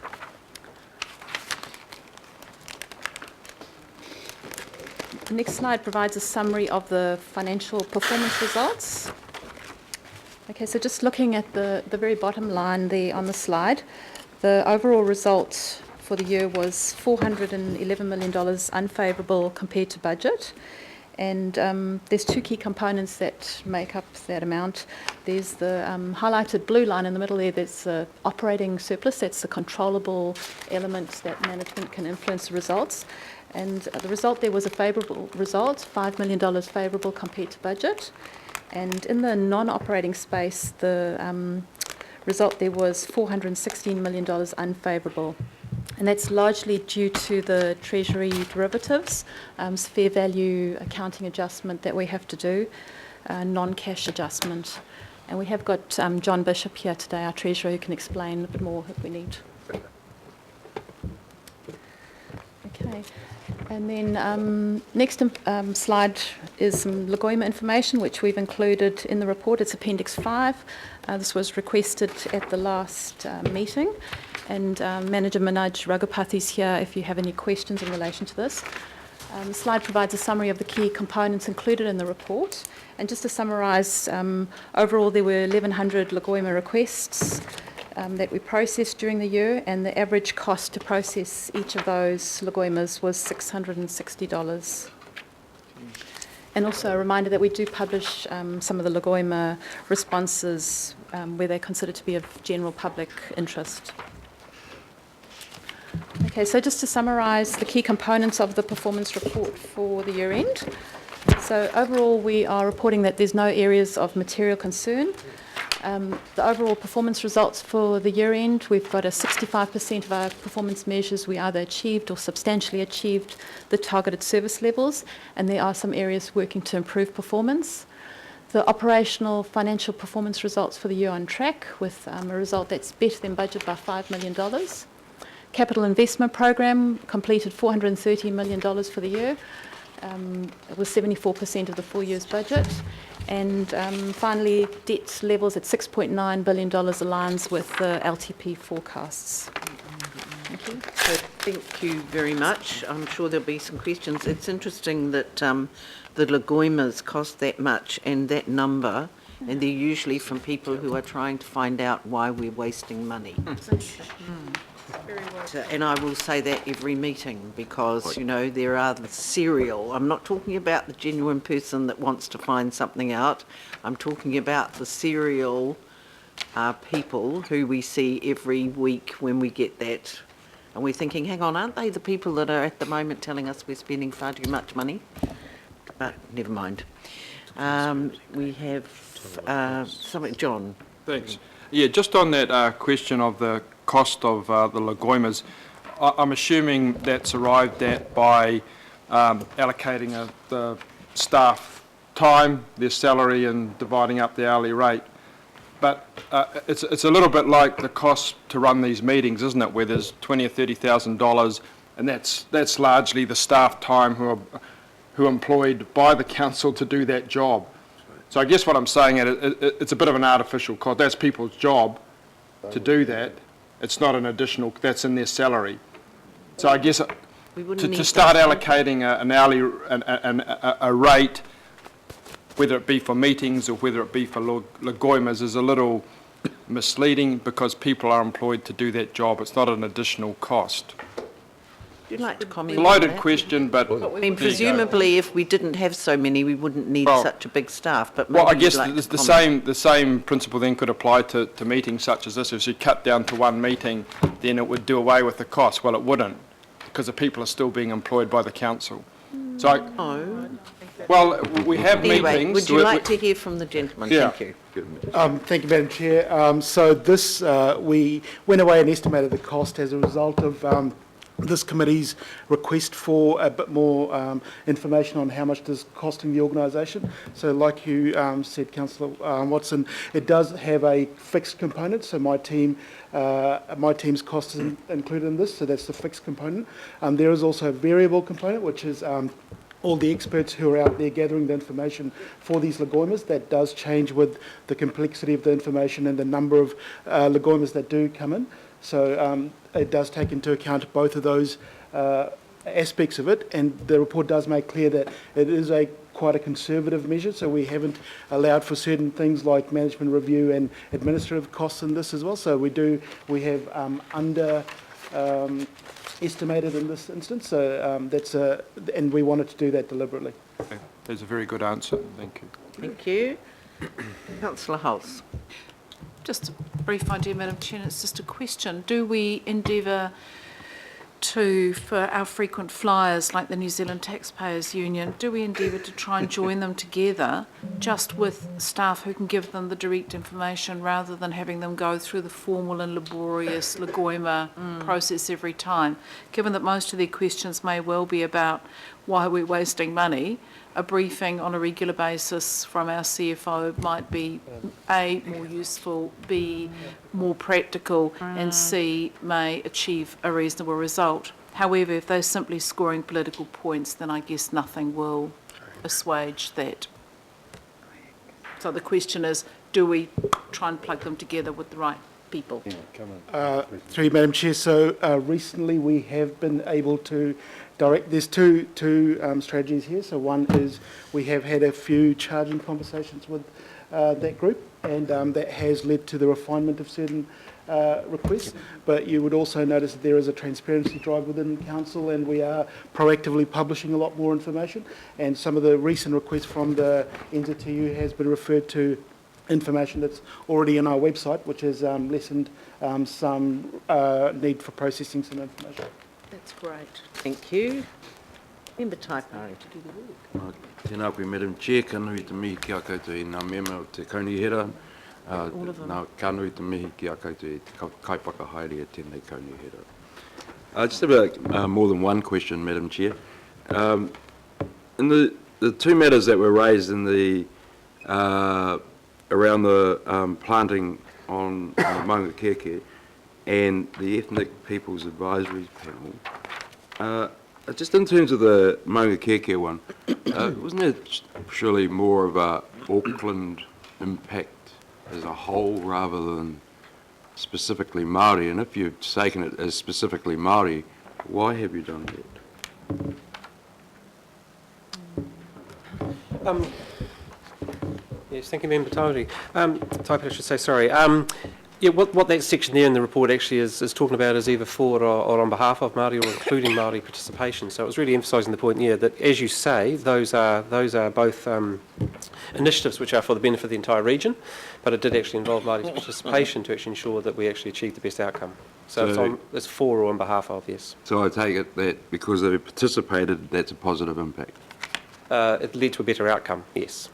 In terms of the Ethnic Peoples Advisory Panels and the engagement forum on the 30th of April, what was the result of that in order for that to be a positive impact for Māori? In detail? Yeah, look, sorry, yeah, I can't get any more detail than what was expressed there. That was actually just one that the organisation believed was of benefit, so I can provide more information if you'd like to directly tie that into some of the outcomes we're trying to achieve. Well, I would actually, because I just don't understand that and the way it's been written. And, you know, of all the highlights, in my view, those two have been plucked out and put into a Māori impact statement. I'm a little bit bewildered. So,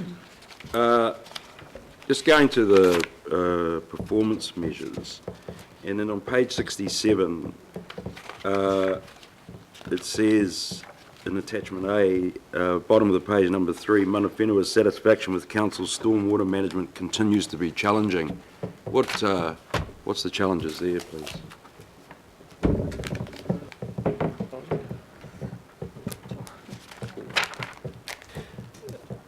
The challenge was actually in relation to the process. There was actually concerns raised around the actual process of collecting information. There was a change in the methodology as to who would actually be consulted on to collect those measures. So just say that again. The process undertaken to actually collect the satisfaction levels, there was a change in the process we were using to collect that with regards to who we're actually dealing with. So again, that's as much information as I have available here. We can provide some more if you'd want that. But it was a change in the process as opposed to what may be implied as it was actually challenges with Mana Whenua themselves. Well, that's certainly, maybe, that's how I read it actually, and maybe that could have been clearer. Yes, okay. Yep. Just on number 28, page 70, percentage of successful funding applications when the main beneficiaries Māori organisations. It says 5%. I guess my question really is, what was the overall application percentage? You know, you say 5% was successful, target's 12%. What was the overall percentage of applications? No, I have to get some more detail on that one as well, sorry. Okay. I see, again on page 28, third from the bottom, number of formalised arrangements with Māori per annum that provide for management of specific cultural sites within regional parks. So they got that. And then they got, on the following page at the bottom of the table, proportion of Mana Whenua satisfied with the engagement in the kaitiaki and stewardship of parks and reserves. I sort of hard to try and correspond that figure. Like, one says 4 have formalised arrangements around parks and reserves, and then in another one it says 0 of 19. Do they not correlate together, the activity of management of specific cultural sites within regional parks, and then, you know, are you concerned that they're not, is that, you know, saying at least 4 rather than 0 of 19? I think that, to me, they're quite relevant. I can't work out why it's not been reflected across. You understand what I'm saying? No, sorry, no. So you're referring to the table above, 0 out of 19, and you're specifically focusing on the note 10? So, no, looking at, again, under 28, third one from the bottom, it says number of formalised arrangements with Māori per annum that provide for the management of specific cultural sites within regional parks. You say there are 4, actual result. See that? It's page 70, 28's the table. Right. You see that? Okay, yep. And then across the page, on that, continuing on that table, on the last box, it says 0 of 19. And it's relating to parks. And I guess I can't work out why isn't the formalised arrangements to do addressing cultural sites on regional parks not even reflected in that part of it. Do you understand that? Yep. Yeah. Could you be able to give me an answer on that? Because I get the feeling you won't be able to now. I won't be right now. The second one you're referring to is much more generic. So the 0 of 19 is an overall satisfaction rating. The other one is specific cultural sites is within those. It's a much more focused one, and that's the satisfaction levels there. That's why there's 4. So, but if you like more information around the 0 to 19 and how much the specific do you not think it should be reflected across somehow, or they're not relevant at all? Oh, it's irrelevant, but it's a component piece of that the second one. So yeah, one's more generic than the other. So the second is the more generic one. Yeah. Okay, just last 2 from me, Madam Chair, because I could go on forever. In table 30, page 72, it says percentage of Māori organisations who consider they have appropriate working relationship with council, no result. Target was 80%. Why is there no result? Is that because the question was never asked, or what?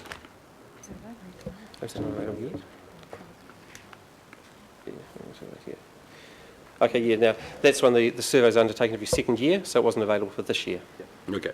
Lastly, Madam Chair, is the one below it. Number of formalised relationship arrangements between council and Manawhina.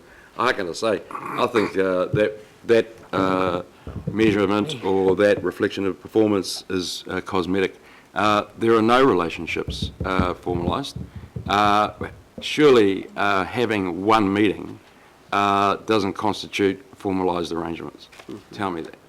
Because I think it's misleading, that information. That we've asked through the governing body and the IMSB joint meetings continuously about formalised arrangements and relationship agreements. It has been always reported to us, there are none to this day. Yeah, when I read that, arguably looks like 10. I just think that that reportage is inaccurate, really, in the context of what a formalised arrangement is. I just don't believe having a meeting is that. So, what do you say to that? Look, through the chair, yeah. Look, I can give you specific details back to you on what those 10 formalised relationships are believed to be. The one comment to make in relation to yours is that, yeah, the one meeting in itself, I agree, is not a formalised arrangement, but if that is actually the initiation of the arrangement, was considered to be in place. But I can actually outline the 10 specific examples of where we believe there is a formalised arrangement in place for you. Okay, because note 4 gives an indication of what that is. Initial meetings. The stage they're at, yes. And some negotiations and underway with 2. You read that, when it's a number of formalised relationship arrangements between council and Manawhina are 10. Yep.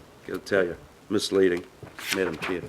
Thank you very much. Member Taipuri, thank you. Right, Councillor Casey.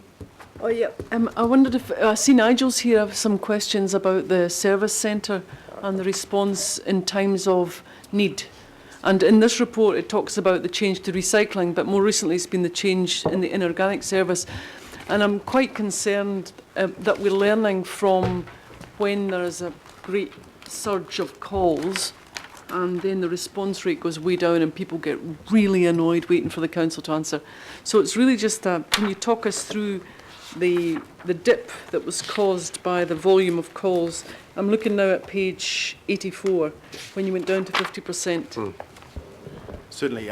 Thank you, Madam Chair. I've also got my colleagues here from Waste. I see. To Perul, answer any would you questions like to specifically come relating forward? to waste if needed as well. Many of you will have experienced or had your constituents experience some challenges we've had in the customer service space over the last quarter. We have had 50,000 extra inquiries above what was expected, mainly due to some challenges we've had with the waste rollout. It's been continuous since January, since the inorganic collection started. So I think my colleagues from Waste can probably talk to you about the specific issues that they had, but it did cause an influx of calls, and that continue to come through. As I said, 50,000 on top of what was expected is significant. I got an estimate on Friday that we would have had to have had at least 250 more staff on board to be able to handle it within the service levels that we had prior to it. So it was a significant event. I've never, in my time in local government, seen the levels of calls that we've had. We had 360 on average 1 week waiting in the queue at one time. So customers have really been impacted by it. So how did you respond? If you needed 250 staff, what did you actually have, and what was the average waiting time? We had an additional, I think, 14 for the campaign that we estimated, which would have been the normal expected increase, because we do get normal calls coming in for waste. And we had, I think, an extra 7 permanent employees that we've recruited to handle the change in waste and with management of that.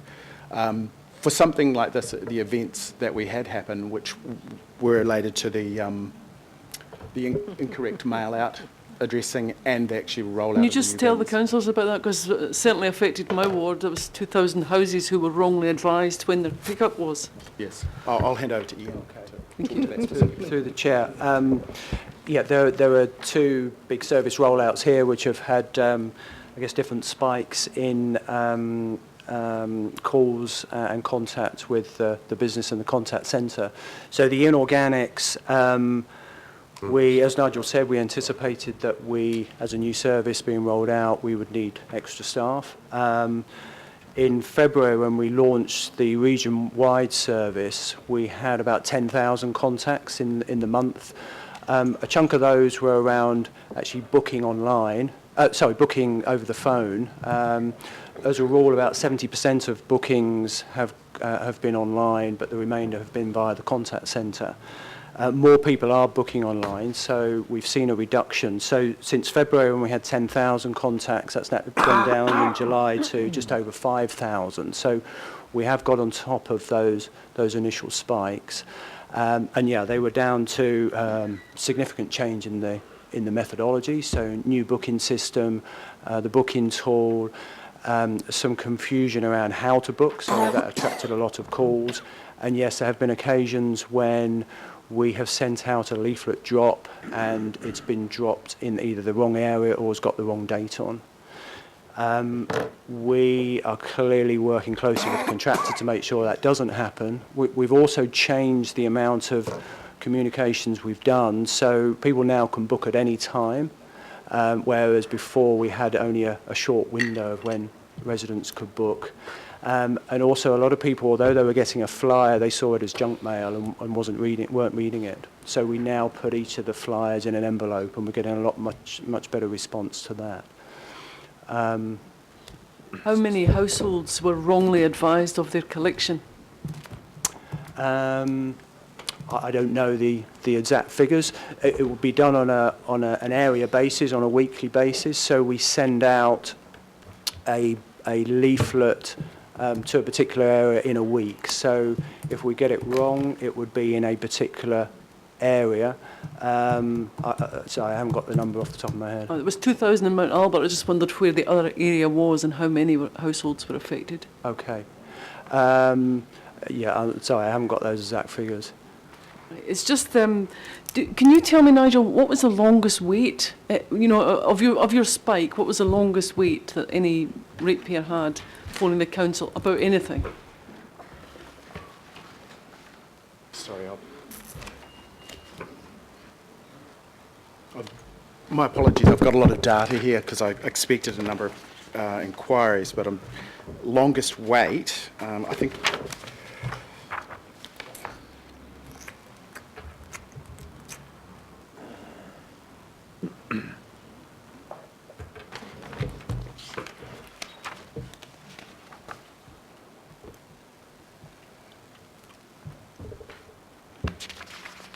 I'm sorry, I've got peak times and peak days, but I don't have the actual longest wait that would have affected a customer due to this.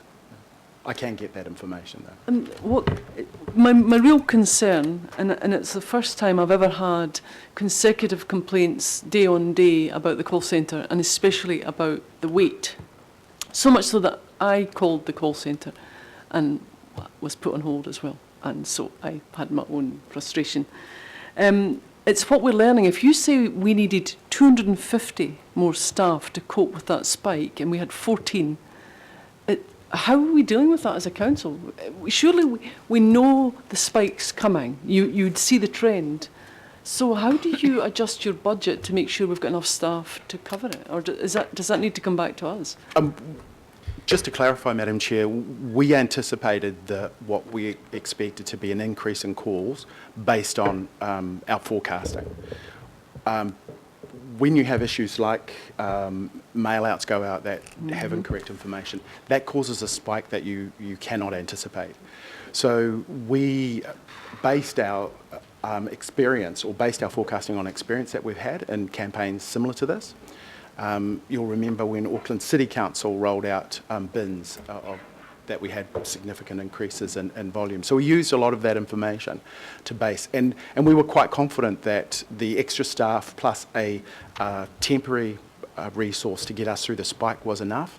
As I said, these volumes were generated by calls that we couldn't anticipate because of some of the issues that you're talking about. We expected increases, and we would have been able to cope with a significant increase with the extra, I think on top of it, 20-odd staff. That's quite a big jump. That's what we would do for a rates increase every year to cope with our seasonal increases.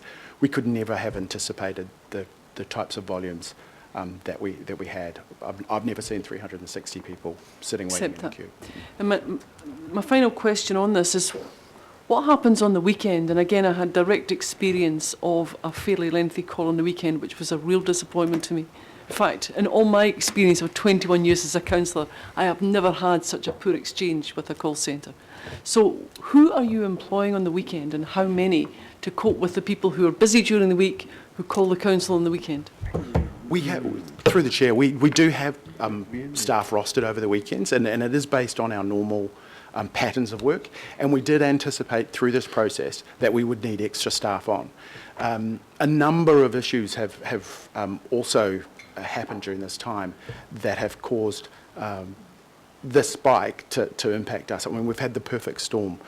We've had new core go live, we've had our rates, dogs, we've had significant weather events on a regular basis that haven't helped as well.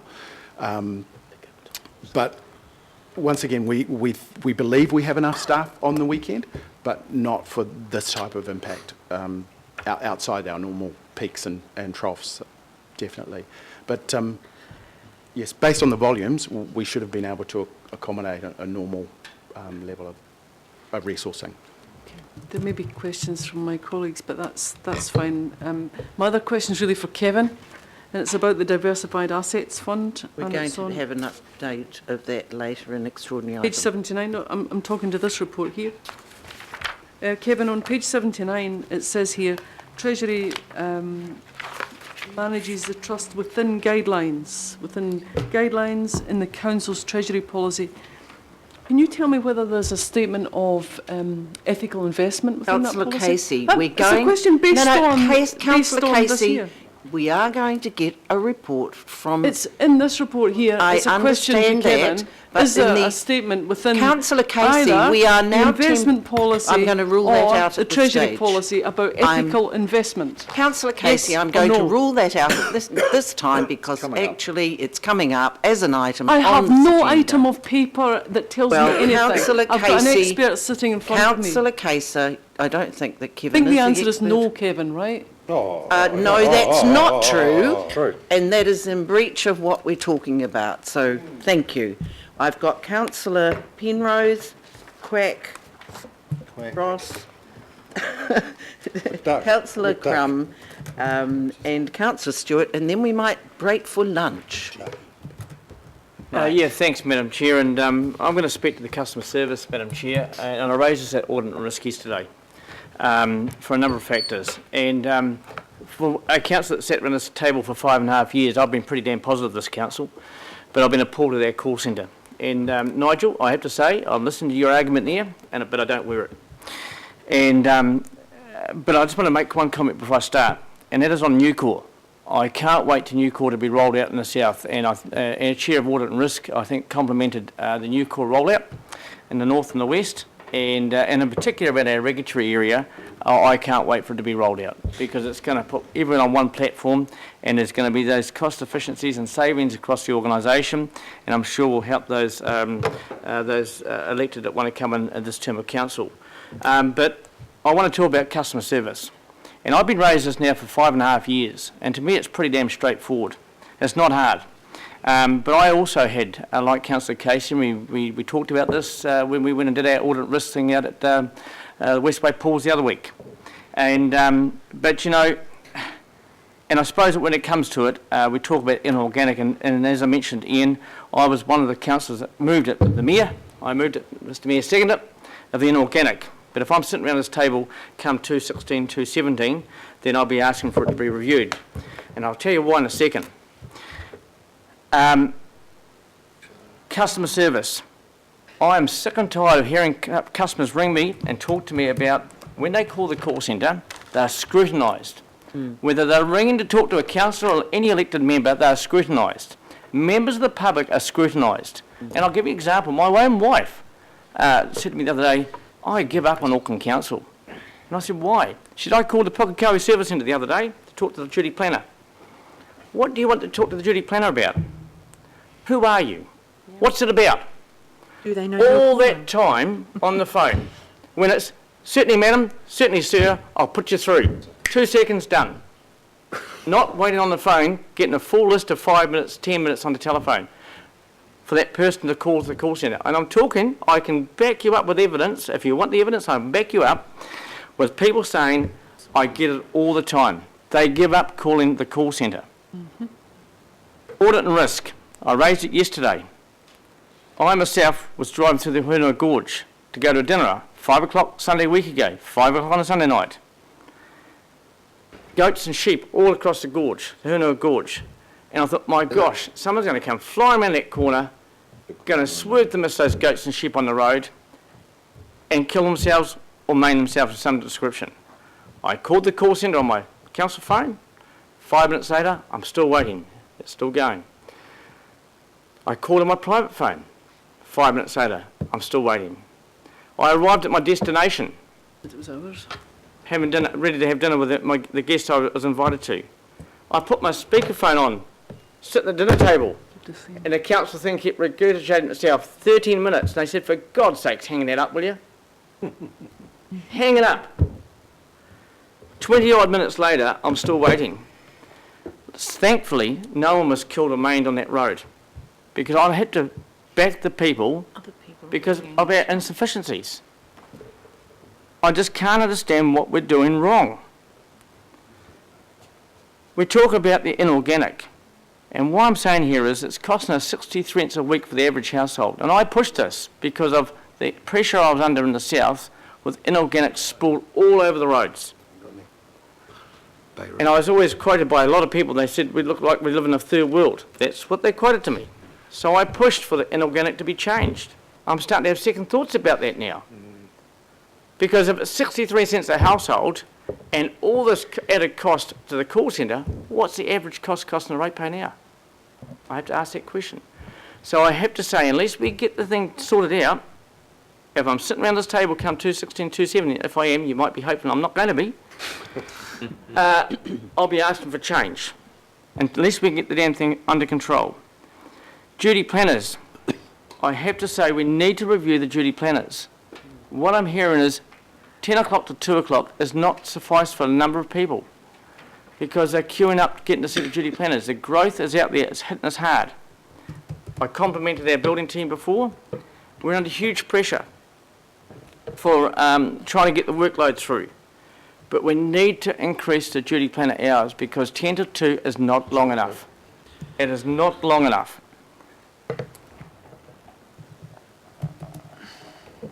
So today, Nigel, I know I'm sounding like a real prick, I'm sorry, but at the end of the day, we need to get this customer service sorted out.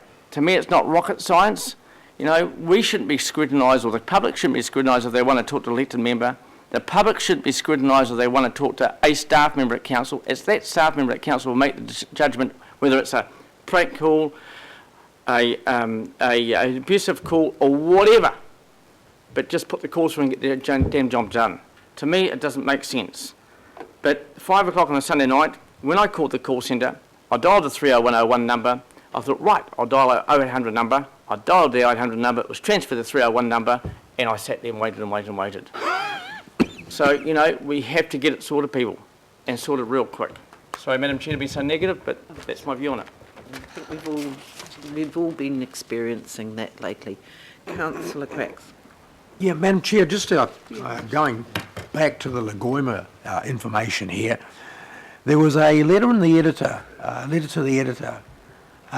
in the Herald yesterday or the day before, I believe, from one of my constituents who asked for information around contractors, but said that in his letter, he said that the information was number or the contractors list was heavily redacted. Why would that be? I know I was just going to ask this question. He's the man. Through you, Madam Chair, Councillor Quacks, I don't have information on a specific Lagoima, but I'm happy to follow that up for you if you'd like. Thank you. Councillor Clow.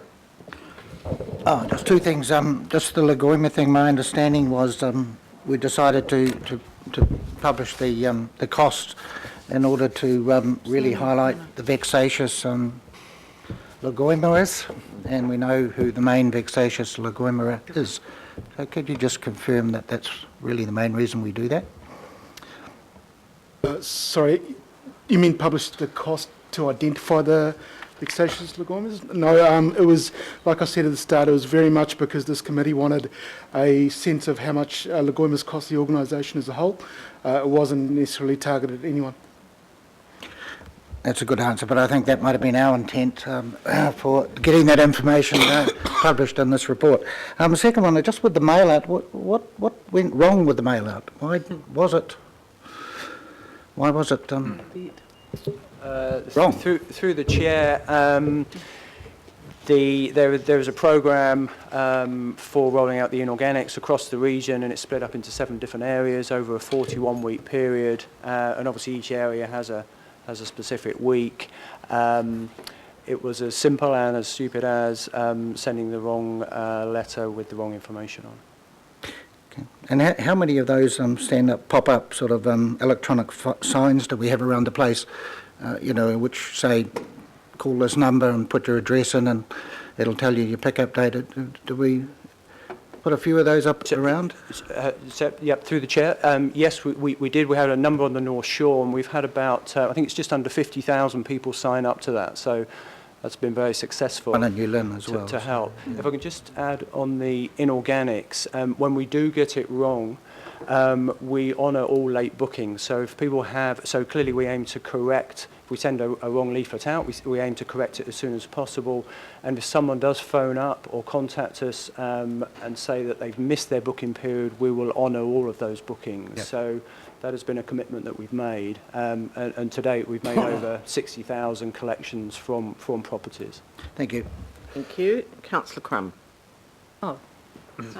Just a very, very quick comment. I just wanted to back up what Member Taipari raised earlier in terms of the Māori Impact Statement and the Ethnic Peoples Advisory Panel Forum being in there. That's pretty dubious that that's in there. I attended that, so I don't get the connection on why it's ended up in this report, and we can do better than that.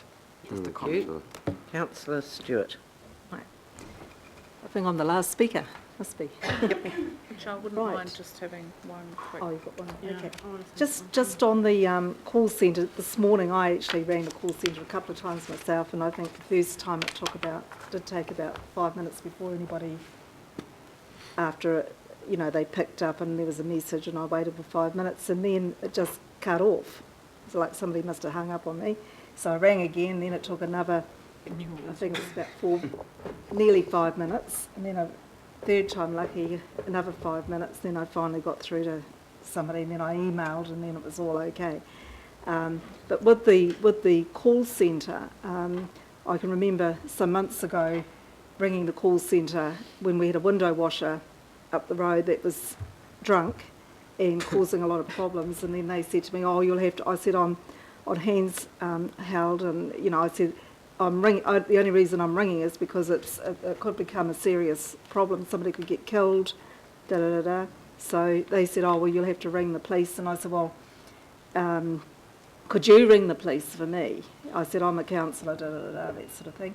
I think just picking up on what Councillor Penrose was talking about, sometimes I think if you ring a call centre and you let them know that you're actually an elected councillor and you're ringing up on council business, for a member of the public, maybe it should be handled a little bit differently, and you shouldn't have to go through all the ropes that Councillor Penrose was talking about.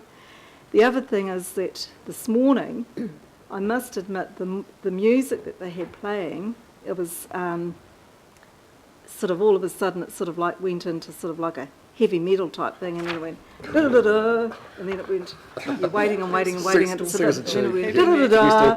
And to be perfectly honest, for anybody that's got it on, waiting, it's not very pleasant, and especially when you've been waiting for 4 minutes or 5 minutes and you're waiting for the call I think we do need to have a look at the type of music that you're going to play. It has to be something that's soothing and classical, otherwise it does irritate, and then it makes, by the time the people get to the call centre, they're feeling kind of a bit aggressive, if you know what I mean. And I hear that from a lot of people, but that actually happened to me today, so you can find out what music it was they were playing this morning, and it was not good. Who picks the music, Nigel? I don't know who picks the music, but it definitely wasn't good. And just on the Lagoima, and I think the Mealy and Brown might remember, I think back in Manukau Day, we used to have some people that used to constantly do the Lagoima, and if I remember rightly, there was some sort of a charge if you did too many Lagoimas. I think there was a charge, because there were some people that might do 20 or 30 Lagoimas a year, or even more. So we do bill them. Can you just touch on that, the Mayor? Some we do. Yeah. Some we do. Well, I don't remember that well, but can I you do remember know we did have a bit of... some of the frequent flyers do get bills these days. Yes, they do. Thank you. So, Councillor Hulse, did you want to make a comment? Just very quickly, Madam Chair, I think, all of this information is really important, and it's good to, we're good secret shoppers. We're out there trying our services and feeding back, and I think that's really important. But I think we do also need to remember that we are operating at an incredibly high rate of knots and high revolution at the moment, and if the proverbial happens and hits the fan, it kind of does, and whenever it does, it almost feels like it all happens at the same time. So I just want to take a second to say, however, every phone call I've had from an angry and justifiably angry ratepayers about their lack of bin delivery, or when on earth are they going to get their inorganic collection or whatever, and we've escalated it through to, the team, and, in my case, through to Parole, it's been dealt with immediately. And we've had then ratepayers come back and go, wow, actually, I wanted to stay angry, but I can't, and good on you. So, for the people who've actually picked up some of this, I just want to acknowledge them. And also, that maybe when we do the LTP, for those of you who are here, LTP next time round, we need to look at the volumes that we're dealing with, the growth, the size of the city, the complexity of issues we're dealing with, and the times when we have the collisions between weather bombs and inorganic rubbish and unitary plans and rates and all the rest of it, and dogs, and how do we actually manage some of these big lumpy times effectively. So feedback needed. Mostly, however, I think bloody good group of people working incredibly hard, and thank you. So on that note, I've got a comment. Oh, sorry, George. Well, no, as the chair of the Regional Strategy and Policy Committee, I've had my ear to the ground in relation to this rubbish issue, and I think, overall, there's been quite a lot of good feedback. And there was an article, a letter in the North Shore Times the other day saying that we were scored 7 out of 10. So I don't think it's. Oh well, it is high from the shore, Mr. Mayor, but 10 out of 10 is part of the city. Can I stand up? Have I got the floor, or have you got the floor? But the people on the North Shore love the new rubbish collection, and thank the officers for all the work they're doing. Thank you. Well done, George. So thank you on that note. And can I say, as someone who probably has never, probably once or twice, I don't call the call centre.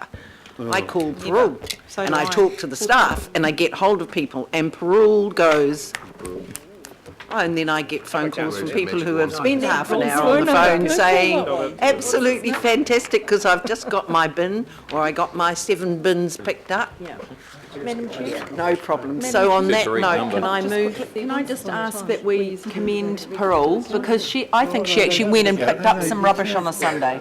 Oh, she does. She actually went and we got should some rubbish on a absolutely- Sunday. Now, councillors, thank you. I'm going to move the recommendation. I'll second that, Madam Chair. Thank you. And can I say that this is your performance report, and I think as councillors, and I'm going to say this, I pick up a very big glossy brochure about this big book at the moment, which has got all my local board achievements for the last 3 years. We don't have a and book several of them do that. This is your achievements. You don't get it in a glossy report, but this is what you have to deal with. Cheap paper. And, you know, I just want to point that out. So thank you very much. It's been moved and seconded. All those in favour? Aye. Against? Carried. Now, just before you stop for lunch, we are going to have lunch here. Someone is going to come over with the papers for you to sign. Someone is here. Yeah, Anita is here. Anita's from the here. legal team. From the legal team for papers that you can sign about declarations of interest for tomorrow. Right, we'll have half an hour for lunch. Sorry, Kay, I was trying to get through before that.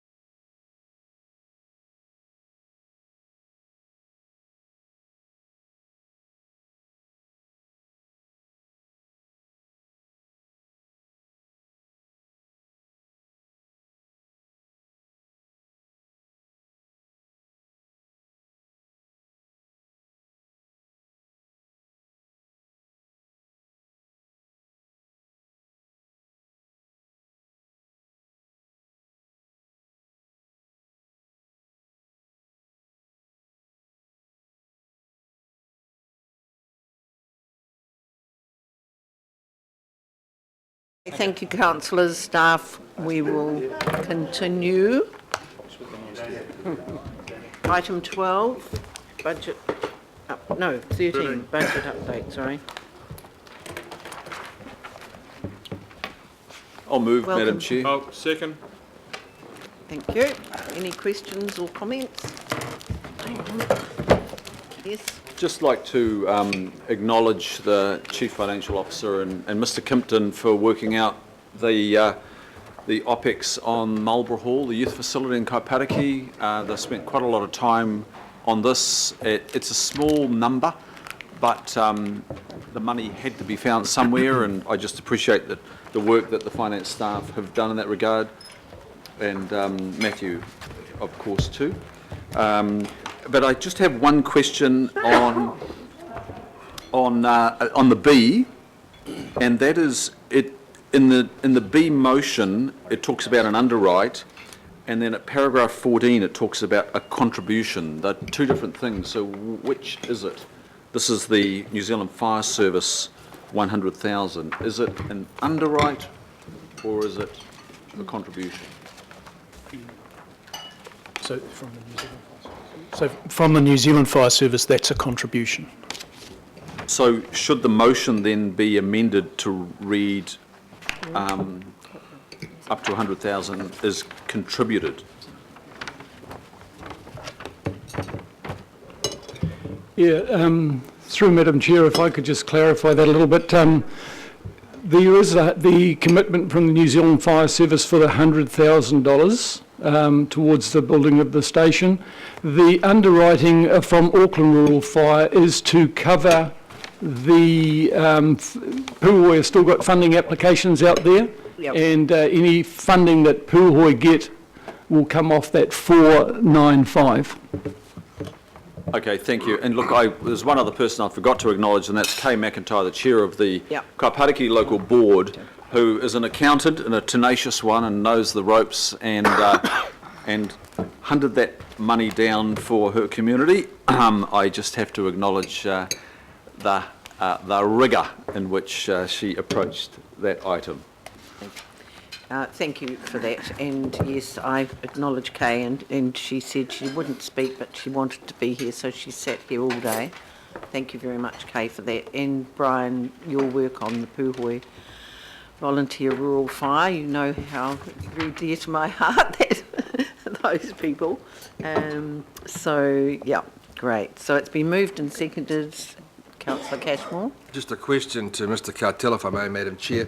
And looking into the future, Brian, the fire service is amalgamating to one body, so how is that going to play out as far as asset replacement, such as this substantial asset, or even less substantial efforts like the vehicles and so on? How's that going to play out going into the future? Well, the bill, we're just commenting on the bill currently, and how it's said is on the 1st of July 2017, the assets must be available to FENZ. So there's no current agreement with the transfer of assets at this point. It says the assets must be available to Fire and Emergency New Zealand. Okay, and nothing's been commented about future replacement, refurb, anything like that from FENZ? No, not with respect to this location, although this location is seen as a strategic location given how it services both the tunnel and the motorways north and south. Something we have to look into. Yeah. Something we have to monitor going forward, Madam Chair, I think. Sorry? It's something we're going to have to monitor going forward, bearing yes. in mind the extensive greenfield growth areas that we have, and there's a volunteer fire brigades dotted right through them. Mm-hmm. Yep. And we've got a lot of them. Okay. So it's been moved and seconded. If there are no other questions, I'll put it. All those in favour? Aye. Against? Carried. Thank you. Okay. Moving right on. Item 14. Who have we got? Sarah? Bernard. Yep. That's all right. And, right, welcome Sarah. Thank you. Tēnā koutou katoa. My name's Sarah Howard and I'm here in the place of Johnny Freeland today. talking to you about the Te Tō Takatini portfolio year-end report. Just as a quick summary, the year-end expenditure for 2015-2016 was $8,928,000 against a budget of $9,010,000, a variance of $82,000. There are some highlights of activity to note. $1,086,000 was invested to support marae and papakainga via the Cultural Initiatives Investment Fund, which included $940,000 in grants to 7 marae and $146,000 invested in 3 papakainga entities. In the treaty audit space, the Waharoa Group determined that 5 out of 24 action groups are now considered closed.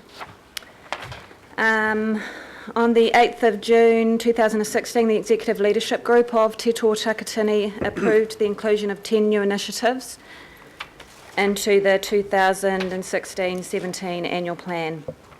And lastly, the Year 2 long-term plan budget envelope for the Māori Transformational Shift activity remains at $9,908,000. And happy to take any questions through the chair. Great, thank you. Questions? Councillor Casey. In the report itself and in the targets, well, there's not a target, I think that's the question I'm going to ask you about. The work on Māori sites of significance has been ongoing. Can you just talk a bit more about that and whether there's been any work done on sites of interest? That's probably a bit of detail that I don't have at the moment. Can I? Yeah, she's not here. I do know that that's probably a point of issue when we tried to get some detail around the implications of the unitary plan recommendations, and it's a sort of a space. And I think we've got to be really careful not to discuss that. Actually, look at the report, page 112. Thank you, it's Councillor listed here. Casey. We have all just signed,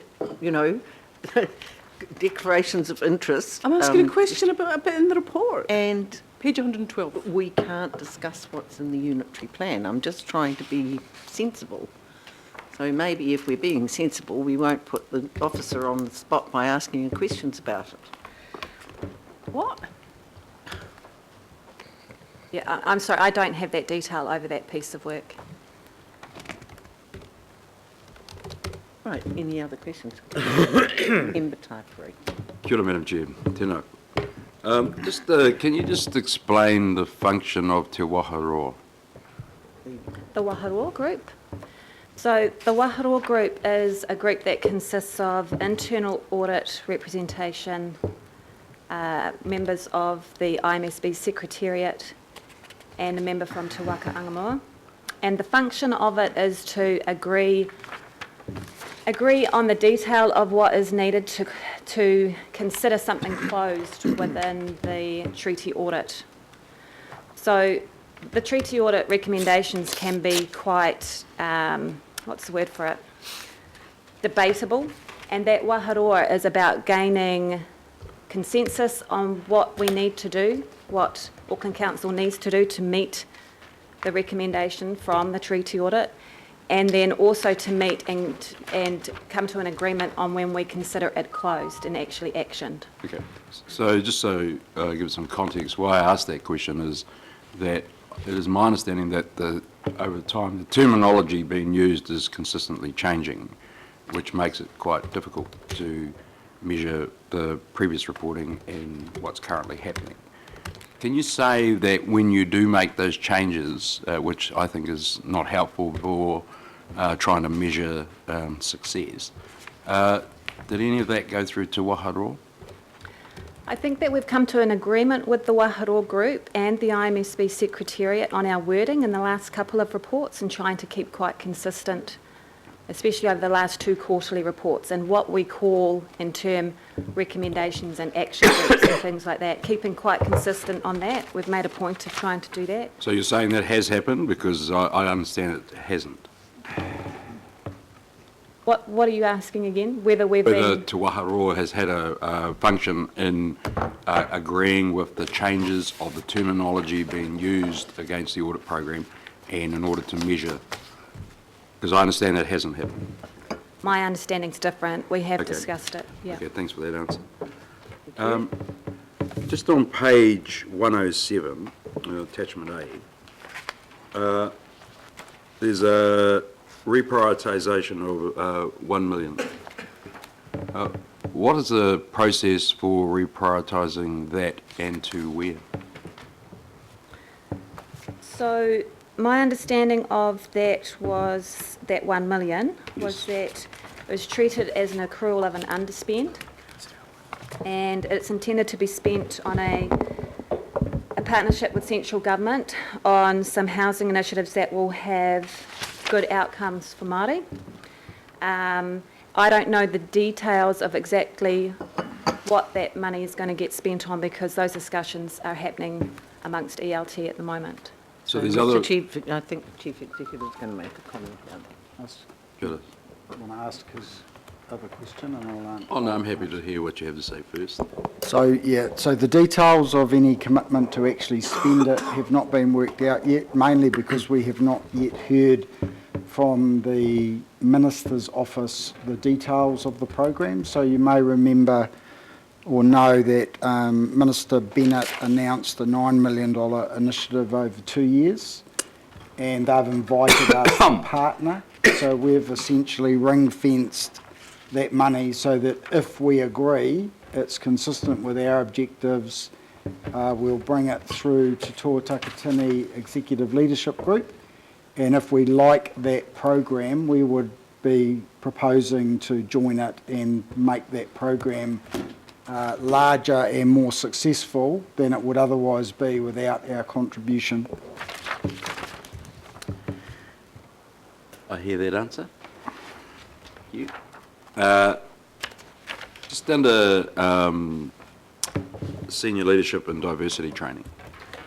As a result of the training to date, how many staff have benefited from the training? I don't have the exact numbers on that. Okay, so could I ask this question? How are the training outcomes being measured and monitored? I would say that one of the ways that we can measure it at the moment is that when we carry out our Māori responsiveness planning amongst different departments, we have a staff survey as part of that, and the staff are asked about their capabilities in that space, and that is one way that we're wanting to track it going forward in the future. Okay, Madam Chair. Thank you. Thank you. Any other questions, comments? Thank you, Councillor Casey. It's the same page and it's the same item. The $770,000 that was allocated to Māori sites of significance as an underspend of $38,000. It's the same question really, but I would quite like an answer. Did that figure include sites of interest? You can answer it before tomorrow, would be good. Okay, thank you. And if so, how many? Thank you. I'll move the recommendation. Do you want to second it? Yep. Yes, Madam Chair, I'm happy to second it. Just not getting an answer or... Thank you. Excuse me. All those in favour? Aye. Against? Carried. Thank you. This process. Good try. Okay, item number 15. Oh, Debbie and John. Welcome. Thank you, Madam Chair. Hi. Hi. So this is an update on the review that we're undertaking on non-rateable properties. We gave the first update in May, and it's just a progress report. The report is quite self-explanatory, but I just want to bring one thing to your attention, and that is that the focus for the next tranche of properties is churches, and the churches, there's about 1,000 of them around the region, and most, if not all of them, will require an inspection. And the reason that I draw this to your attention is for if you have churches within your constituencies who raise questions with you, the reason that most of them will need an inspection, I'll give you an example, is churches are being used for lots of different activities these days. Yeah. And a church might have a childcare facility or a play group. Mothers put in some money a week and they go for the tea and biscuits, and that wouldn't affect their rateability. Some churches may well portion out part of their property for commercial activity and have a childcare business running there, charging full fees. That would affect their rateability. So, and also we'd need to know what the portion was, and therefore we can apportion out the rates accordingly, according to the value of that portion. So most of these properties will require an inspection, and you may get some inquiries from your constituents. Happy to take questions on the report. Thank you. Let's pray it goes well. And thank you, Debbie, for your work on the cemeteries. Interesting. That was. Councillor Darby. Thank you, I appreciate this work. So just look at that quantum, that 344,000, that's our net gain to date. That's correct. Was that mostly before the end of the last financial year? Yes, it was. That was 310,000 had been done before the end of the last financial year. And okay, and then that 310 will again be collected this year, so it's ongoing, it's cumulative, so which is good. And that's only from the small sample that we've resolved. With the non-rateable Local Government Rating Act, 02, isn't it? Yep. It actually talks about churches being exempt, but there's a lot of so-called non-charitable status churches which are pretty chunky financial institutions now. Is that the sort of thing you're looking at too? Do you have the ability to question the charitable status, or you can't go that far? Through the chair, if it's church used for a place of worship, then it is non-rateable. But some of these buildings, they're in warehouse type properties these days, and they can use portions of that warehouse for other activities. So we can't question if it's used as a place of worship, and it's quite obviously when you inspect them a place of worship for a portion of it, then that's not questioned. But if there are other parts of the building used for other purposes, then we can rate them accordingly. Okay. Do you have any idea of how much we might be benefiting? Can you extrapolate any of these numbers? Have you got a feel for it? Might be on the upside of $1 million when we've finished it, or 2 million, or was that too hard to call? Through the chair, it's actually really difficult to call. The majority of the ones that we haven't yet resolved, but we've done the first look through, have been council properties where they've got leases on them. We need to inspect the leases and see what the properties are being used for quite carefully. We can't say yet. Okay, so that last question, Chair, that would capture council-owned properties as well. We're investigating council-owned properties. I'm aware of one in the Hibiscus Bays area where a vehicle licensing company has its offices, its commercial offices, for at least 30 hours of the week within a football club room. Yes, so that's the sort of thing we'd be looking at? Yes, it would, yeah.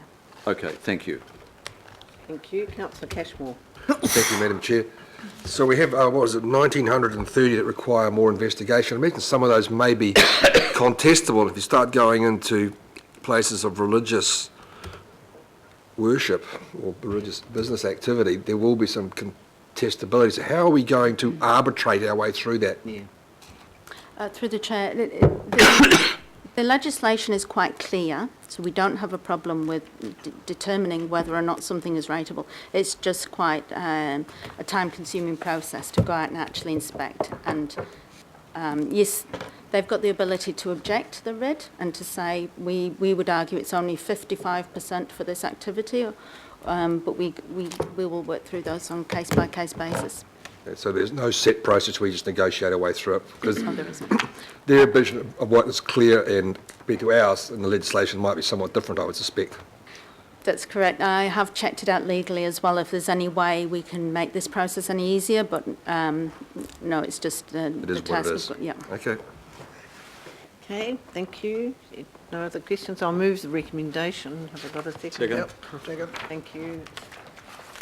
All those in favour? Aye. Against? Carried. Thank you very much.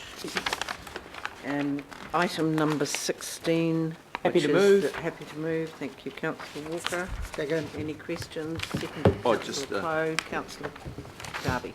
So, I don't think it's there, but look, I just would like confirmation in the meeting. So there's something coming on the Capital Risk Fund, and there's something coming on the Harbour Access Trust agreement. Yep. Through you, Madam Chair, that is correct, Councillor Darby. Both are coming to the next meeting. Thank you very much. Okay, right, so it's been moved and seconded. All those in favour? Aye. Against? Carried. Okay, so we now have the update from, who's going to do this? Oh, thank you. John Bishop, thank you. Thank you. Through you, Madam Chair, there's been a request for a verbal update to this meeting on our investment portfolio, and with particular respect to our responsible investment policy. What Mike and Sandra are handing out now are two documents for you which I'll refer to in this discussion. Firstly being an extract from our Treasury Operating Manual, which is our responsible investment policy. Secondly, a memo dated the 8th of October 2015 from JANA, who are our investment fund managers, a note to Council with respect to environmental, social and governance investment. So I'll refer to that in this conversation. To set the context, some of the questions that I'd like to acknowledge that Councillor Darby has raised with both Stephen, John and myself, and there are some that were raised overnight that I'll reference. To put into context, we have approximately $330 million, as councillors are aware, in our diversified financial assets portfolio. You're also aware that at a meeting in the recent past months that you approved us accelerating the release. We are currently under delegation. I have delegated authority to release up to $23 million per annum from that fund. You authorised us accelerating that release to $100 million in this financial year and $100 million in the next financial year. We are currently in the process of executing the first tranche of that $100 million release, and that will be balanced across our entire portfolio of investments. With respect to some of the questions that were raised with certain investments held by the Janus Global Fund, to give you some context, of our $330 million of our total funds, we calculate at the present point in time that Janus may, and I emphasise that may because we are awaiting absolute confirmation from them, have invested approximately $770,000 of our funds, potentially in equities of British American Tobacco. Lord. Potentially, that is. When we complete the release of the investments over the next month, the release of the $100 million over this month, that will release down to, again, subject to confirmation that these funds are actually held, our calculation... Subject to confirmation? Kathy, why don't we know that right now? You know this is coming. Would you please listen to the briefing? But what does subject to confirmation mean? Then you can ask questions. We expect that, calculate that at the end of this calendar month, post the conclusion of the $100 million release, should we have funds that remain invested by Janus in equities of British American Tobacco, that would be less than 0.2% of our total funds under management. To reference the particular questions that Councillor Darby has asked, and I will précis these, we can confirm that the responsible investment policy that you've been handed does apply to all of Council. has been approved by the Treasury Management Steering Group and forms part of our Treasury Operating Manual. You'll see that document before you. It also aligns to the general principles of the UN policy of responsible investment. We've also been asked if we can confirm that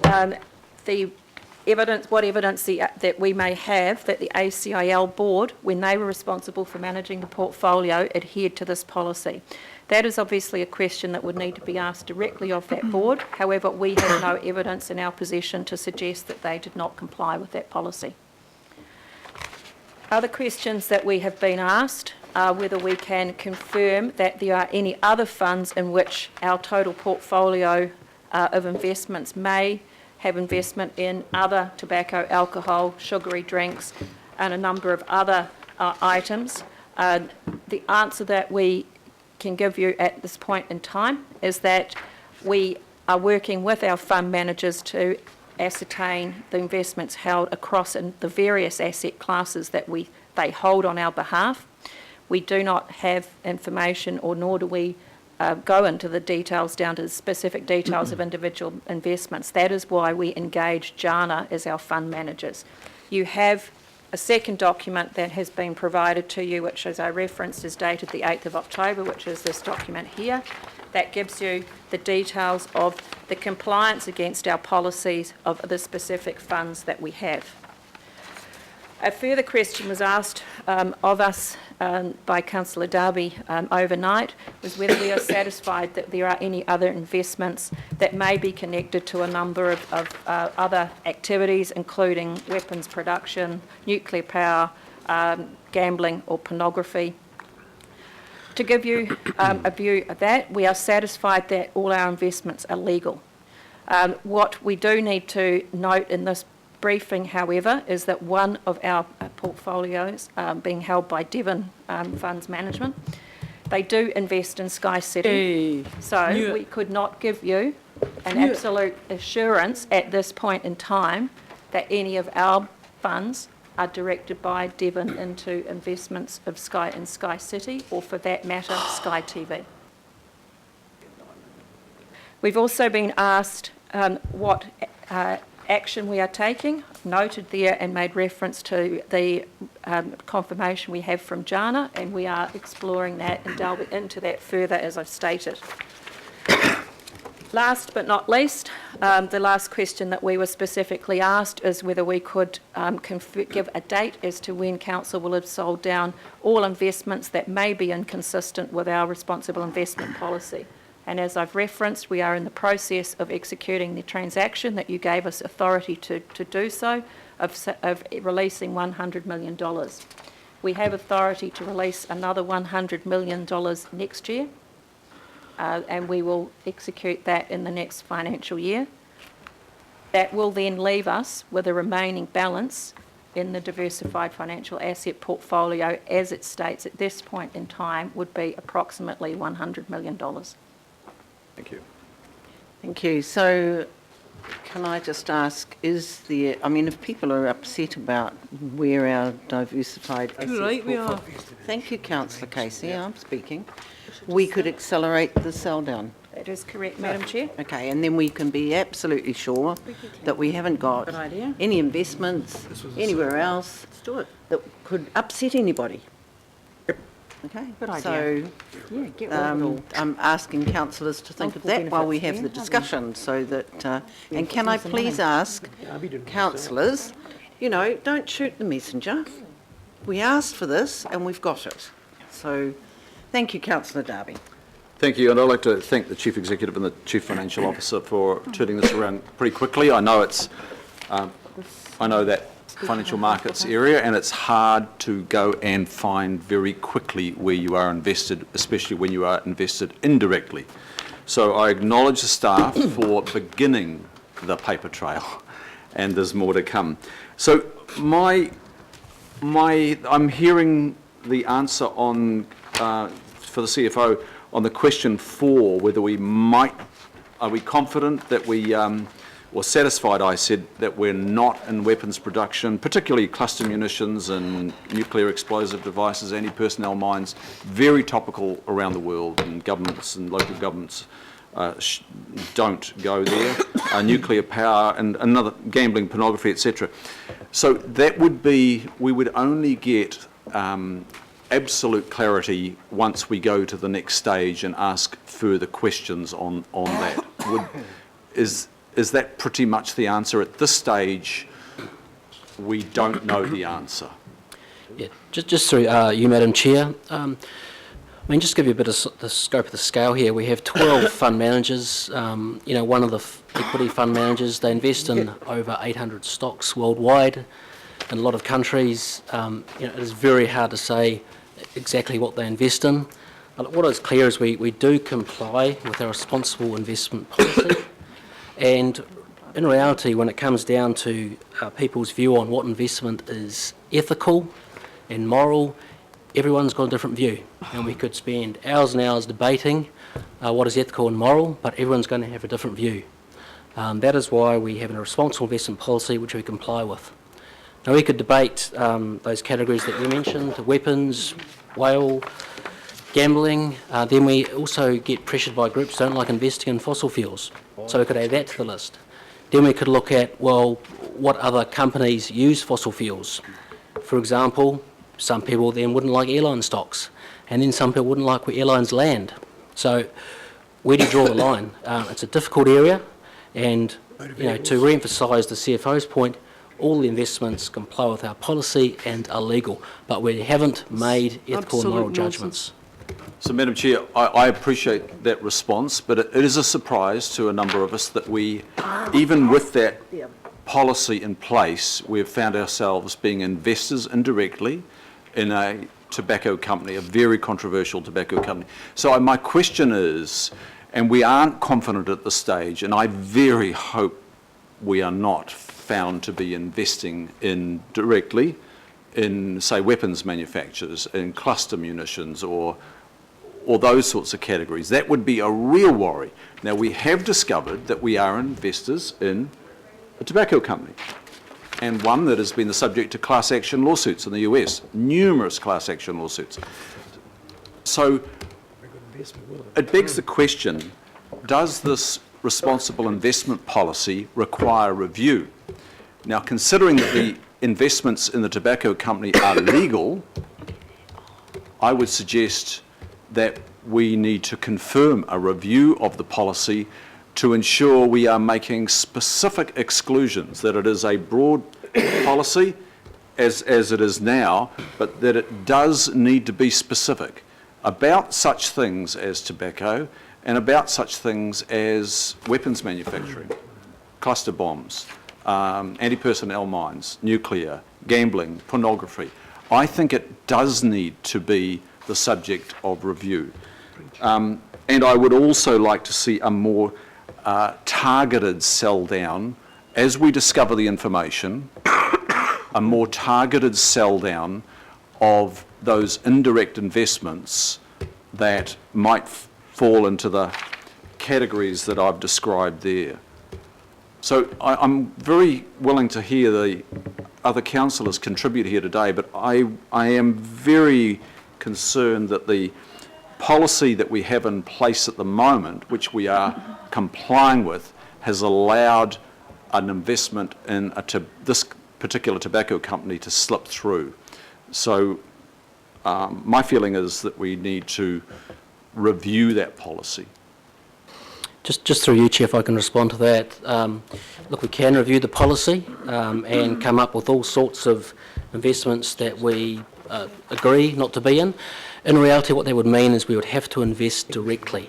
Now, as we mentioned, we are part of some very big global funds, and when we talk about a fund size of 320 million going down to 220 million, reality is we're not in a position where we can go to fund managers and say, we like 90% of your stocks but not the others, please divest. I think we know what reaction we'd get. So we'd be forced to invest directly, and that would add to the cost and complexity of the operation. Sorry, Madam Chair. Look, I know a bit about this area. I totally disagree. There are hundreds, if not thousands, of ethical funds around the world, and they're growing by the day. There are people wanting to place money ethically, governments, local governments, companies, individuals. There are specific funds, and you can just Google them, and you will get 1,000 on your list. You can find them. Again, through you, Madam Chair, look, there are ethical funds, but again, what everyone takes as ethical and moral differs completely.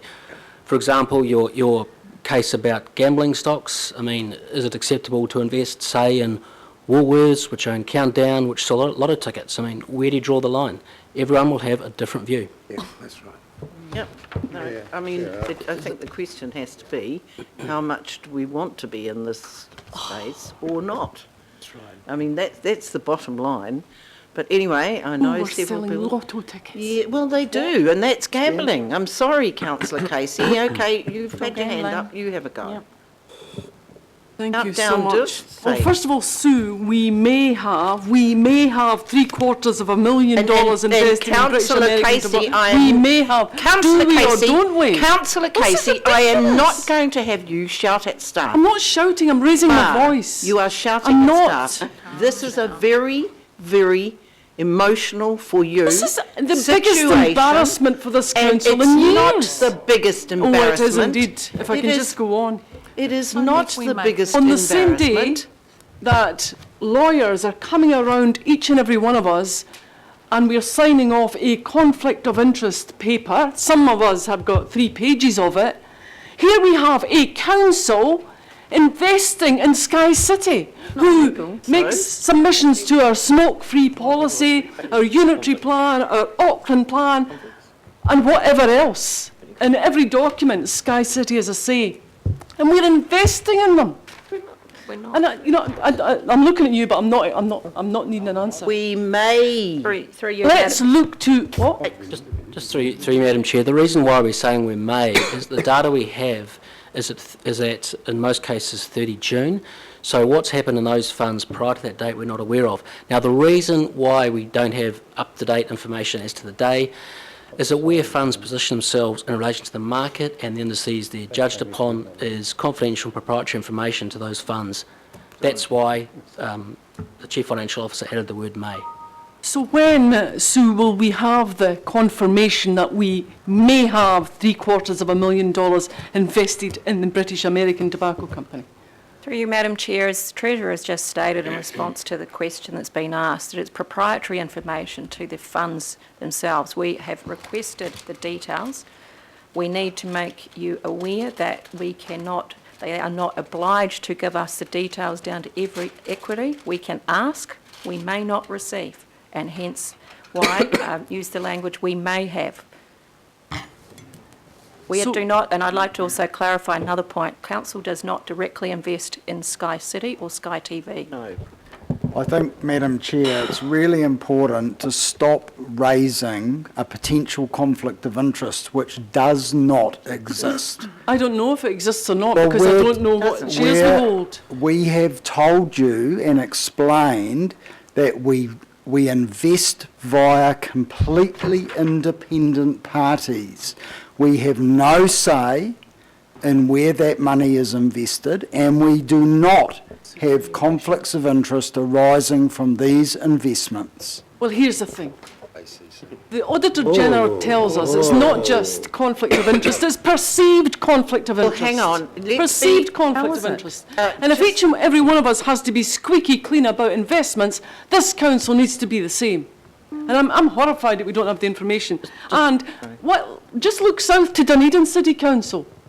They this year offloaded all their unethical shareholdings. So we don't have to go far to find out what an ethical investment policy looks like. Just to you again, Madam Chair, I mean, it's very easy to pick at individual investments, why some people don't like them, but I mean, are we all absolutely confident what's in our KiwiSaver funds? Yes, and what's an ACC? ACC have found themselves in And what the some ports are very bringing difficult- in, the ports are bringing in all of those sorts of goods. Goodness gracious me. And Well, do they we better ever not go be to bringing Sky in City cluster for dinner? bombs. Some of us do. They're bringing in cigarettes. It's for the election. We should sell our assets if we Can I go to just Shaw. finish, or what? Yes, go on. It's just interesting that staff are engaging in political debate. Sorry. In the same week that the chief executive withdrew, with my 100% support, sugary drinks from recreation centre vending machines, we learned that we may have, oh, sorry, no, this was from Radio New Zealand, and this hasn't been mentioned, we may have Coca-Cola shares, we may have Hershey's chocolate shares, and heaven knows what else. It's like, it's the same again, George, it's embarrassing. I'm not part of the debate. Our Auckland plan says we want to reduce the harm from tobacco, we want to reduce the harm from alcohol, we want to reduce the harm from gambling. There's the basis of an ethical investment policy. We don't have to go any further than that as a start off. And actually, So I embarrassing. like Hershey bars. Portfolio I'm sorry, regulation, but I no think this eating is an chocolate. absolute example of where council laws, thank goodness, we have hands off these diversified asset Well, I funds. support any move to So- review immediately this whatever So you policy would- lets you us would- keep you would- shares in tobacco So and you, war. Councillor Casey, you would agree that we could sell down the whole fund as quickly as possible? It's not about selling down the whole fund as quickly as possible. I didn't support the divestment. It's about ethical investment. Take the fund and put it somewhere where it earns money but doesn't cause harm. How about that? Councillor Walker. I just want to endorse, first of all, the comments that Councillor Darby made and also Councillor Casey. I'm pretty concerned about this. Just regarding other councils, I'm certainly familiar with Dunedin. And I understand that there are many councils around the world that have ethical investment practices and have had them for quite some time. We're the laggards, we're by no means in the front. My understanding is also that when you subject those funds to analysis, that they're also significantly lower risk, often better return. So there are some very good arguments for doing this. And for me, it's a very high priority, because councils like ours are some of the few institutions that people look to for the highest ethical standards. I'll repeat that, the highest ethical standards. Sounds like John Banks. Because the Used to repeat money like that, didn't that he? we're talking about is not our money, it's public money. Correct. It's their money. So we have to subject ourselves to the highest bar, and we should be. So can I just clarify that point, maybe either the Chief Financial Officer or the Chief Executive? This is not ratepayers' money. This is a fund that came to us from the Auckland investment, whatever it was, years ago, and then the ARC. Yeah, they This did. is Didn't not they invest it? ratepayers' money, and we are being recorded, so I'm making that perfectly plain. Well, I challenge that, Madam Well, Chair. you can The money challenge that it. we hold The is held money- in trust for the people of Auckland. Is it not? But it's not. If I'm wrong, I stand corrected. Councillor Walker, you're giving the impression that we're taking this money off the ratepayers to put into this fund. We're not. I'm not Do you suggesting want to- it's from ratepayers, but our funds are held in trust, effectively, for the people of Auckland. That's not quite what you said, but never mind. That's why. Well, I'm I said it's correcting it. public money. Thank you. Councillor Cooper. I guess, Madam Chair, for me, it's very easy to get quite hysterical about this. And what we've got to do is... Oh. I'm not. Hysterical. I mean, I think the thing is that Seem we've got hysterical. to have a You wanna bit, see we've got to actually have a balance here. We've been reassured by the staff that it's 0.02% of our fund, which is very small, and I do support what the staff say. It's actually down to an interpretation whether you think something's unethical or not. Cigarettes, gambling, chocolate are not illegal. They're not illegal. And there's a lot of measures. I'm trying to cut down my chocolate. There's lots of stop smoking campaigns. and there's huge efforts by many organisations to minimise harm, including with alcohol, including this organisation with its LAP. And I think on the other hand of this, some of the very people that are saying they don't like this didn't want to get rid of this fund. Well, we're getting rid of it. And I'm really happy to move a recommendation that we sell the whole lot down straight away, because it would actually help us. We wouldn't have to borrow 300 million. We could use what we've already got effectively in the bank.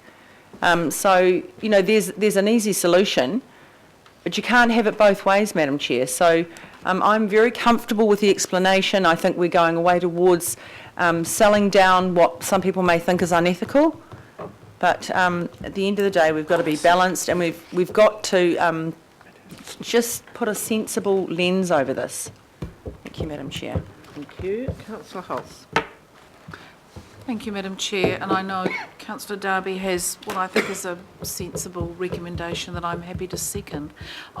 You know, it is a toughie. You know, the issues of ethics are... Point of order. Extraordinary items. Sorry.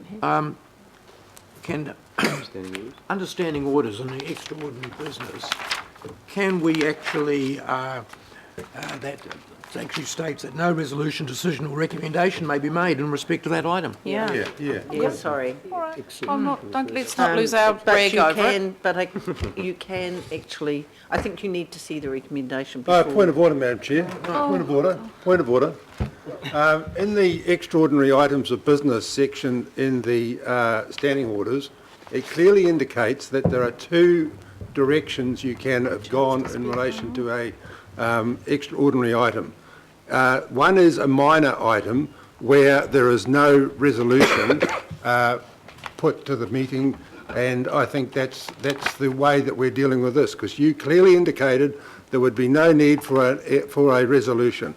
The other is where a resolution is put to the table, put to the meeting, and that is voted on. We didn't do that. So I don't believe that you can take a motion in relation to this matter, and I haven't got the things in front of me right now, but I do believe that that is the situation. Well, that's fine. I mean, I just want... Can I... look, we'll type it up and we'll treat it as a request. You can't do No. I don't need to move. You want... The thing is, we're discussing something you haven't seen, with respect. So if we put up what has been suggested, we can request it as a request. Councillor Hulse. Thank you. I've only spoken once today, Madam Chair, so I'd quite like to be able to speak twice. I think this is just getting a little bit more heated than it actually deserves. I think Councillor Cooper is quite right. In the next council, when we start the LTP, we can look at absolutely the future of this fund. You know, the days of jam jars with bits of money in them have long gone, and the best thing we could probably do is to make wise decisions for our ratepayers on the sensible use of this money. The other thing is, however, I see nothing wrong with us if we are going to keep some of it, all of it, a portion of it, for actually running the comb over it or the scale over it or whatever you run over it, exactly as has been done here, with a little bit more time and care to make sure that if we are going to hold any money in investment, that it is ethical. Nothing wrong with that. And the third thing is, I do understand the concerns people raise. They're quite valid. On the other hand, I don't think we need to beat ourselves to death, because, you know, I was going to also make the point, I have a very small amount in KiwiSaver. I have no idea what that's invested in. I'm sure most of you who get superannuation haven't got the foggiest idea what's in your superannuation fund. And, you know, that's just kind of the grim reality of life. Doesn't mean to say we need to repeat that. So I think in the next term, if we are going to hold on to anything, let's invest it ethically. Let's be a bit tough. And as Councillor Darby says, there are good ethical investment agencies. My passion is getting out of investment in climate change exacerbators, and I think that's, for me, an equal thing. Chocolate, neither here nor there. I personally couldn't survive without it, and I don't think chocolate's unethical. But I certainly agree that smoking is. So, there you go. Let's have a jolly good look at it next time round and do better. Yep. Thank you. Councillor Watson. Thank you. Yes, I don't think the ratepayers would be too impressed with both the speed with which we decided to sell down this fund and the discussions today, where there doesn't seem to be a a lot of care and attention given to how the rest of it might be divested. It's not really too impressive.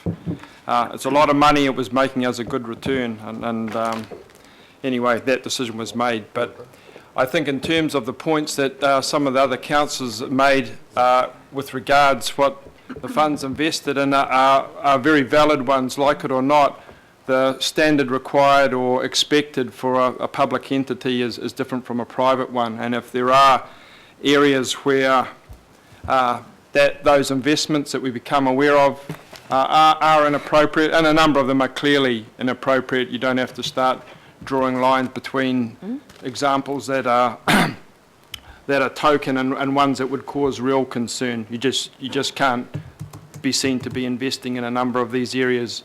And we should do the right thing and withdraw accordingly as we become aware. I understand the complexities of some of the investments or mechanisms for investing that go along with this, but it's simply not acceptable for a council to be seen to be compromising itself in investments that its people would have concerns about. We're not taking money from the ratepayers, but it is their money. They own it. So we have a duty of care to ensure that that's invested in a way that's at all times ethical, particularly as it goes to some of the areas that are controversial. So I'd just like to signal my support for the councillors that have raised that issue, and I don't think it should be one that should be dismissed quite so easily as it has been thus far. Thank you. Thank you. Councillor Cashmore. Thank you, Madam Chair. Certainly we have an ethics investment policy, and we need to find a mechanism that can be adhered to. The quandary, of course, is that once you have 1 arm's length, in our case 2 arm's lengths, back from the coalface to those investments decisions, the correspondence and communications become somewhat truncated. And in fact, if you do have a diversified portfolio investment with whatever company, financial institution or instrument, they don't notify you every time they swap and change chairs. The fluidity of movement of funds around those capital share investments or other instruments is exactly that. It's fluid, and it's about returning the maximum amount of investment. So I understand completely Councillor Darby's point about making sure our ethics policy is adhered to. Let's look at that policy and decide how high that bar up is. Because does it include chocolate? Does it include mineral extraction? Does it include health companies who are using science investigating the possibility of GMOs to cure incurable diseases? Where do you draw that line? And the officer's viewpoint that's what's ethical to one is not to another is a very valid one. So let's breathe, look at the policy next term, and then decide what we're going to do with the fund. But bear in mind the actual financial markets do not inform investors of their fluid movements. Thank you. Councillor Clow. I just reinforce what Councillor Cashmore has been just said, and others, and I agree with us looking into it. But in deciding over the annual plan that we would exit those funds over time, a big underlying thing is we do it in a judicious and prudent manner, and I just want to make sure that that doesn't change regardless, that we do it in a prudent manner. Yeah. Okay, so it is not a recommendation. It's just that we request that this committee, and it's not a recommendation, do we agree to request the Chief Executive to undertake a review of the responsible investment policy and report back to the incoming council? We all agree with that? Are you all happy with that? It probably needs a bit more direction than that. No, that's all we need. It needs a wee bit more direction than that. It's not just a review. It's to get rid of unethical investments like tobacco, like alcohol, like gambling. All stated in our Auckland plan. Anyway. We've got a policy behind it. Okay, thank you. So we'll all agree that we request. We don't need to pass anything. We're not passing anything. So, and can I remind councillors that we're getting all angst before this fund is returning as negative at the moment. Is that right, John? I think it's the probably the quarter of the month to June. Look, it probably was negative. I can't quite remember. Anyway, it's not making us a big deal of money, and it'd be much better spent on sealing roads in Rodney. Well, it is. It'll just follow the financial markets, and we are probably better off spending on infrastructure. Okay. All right. Thank you. Okay. Thanks. And we'll move into confidential.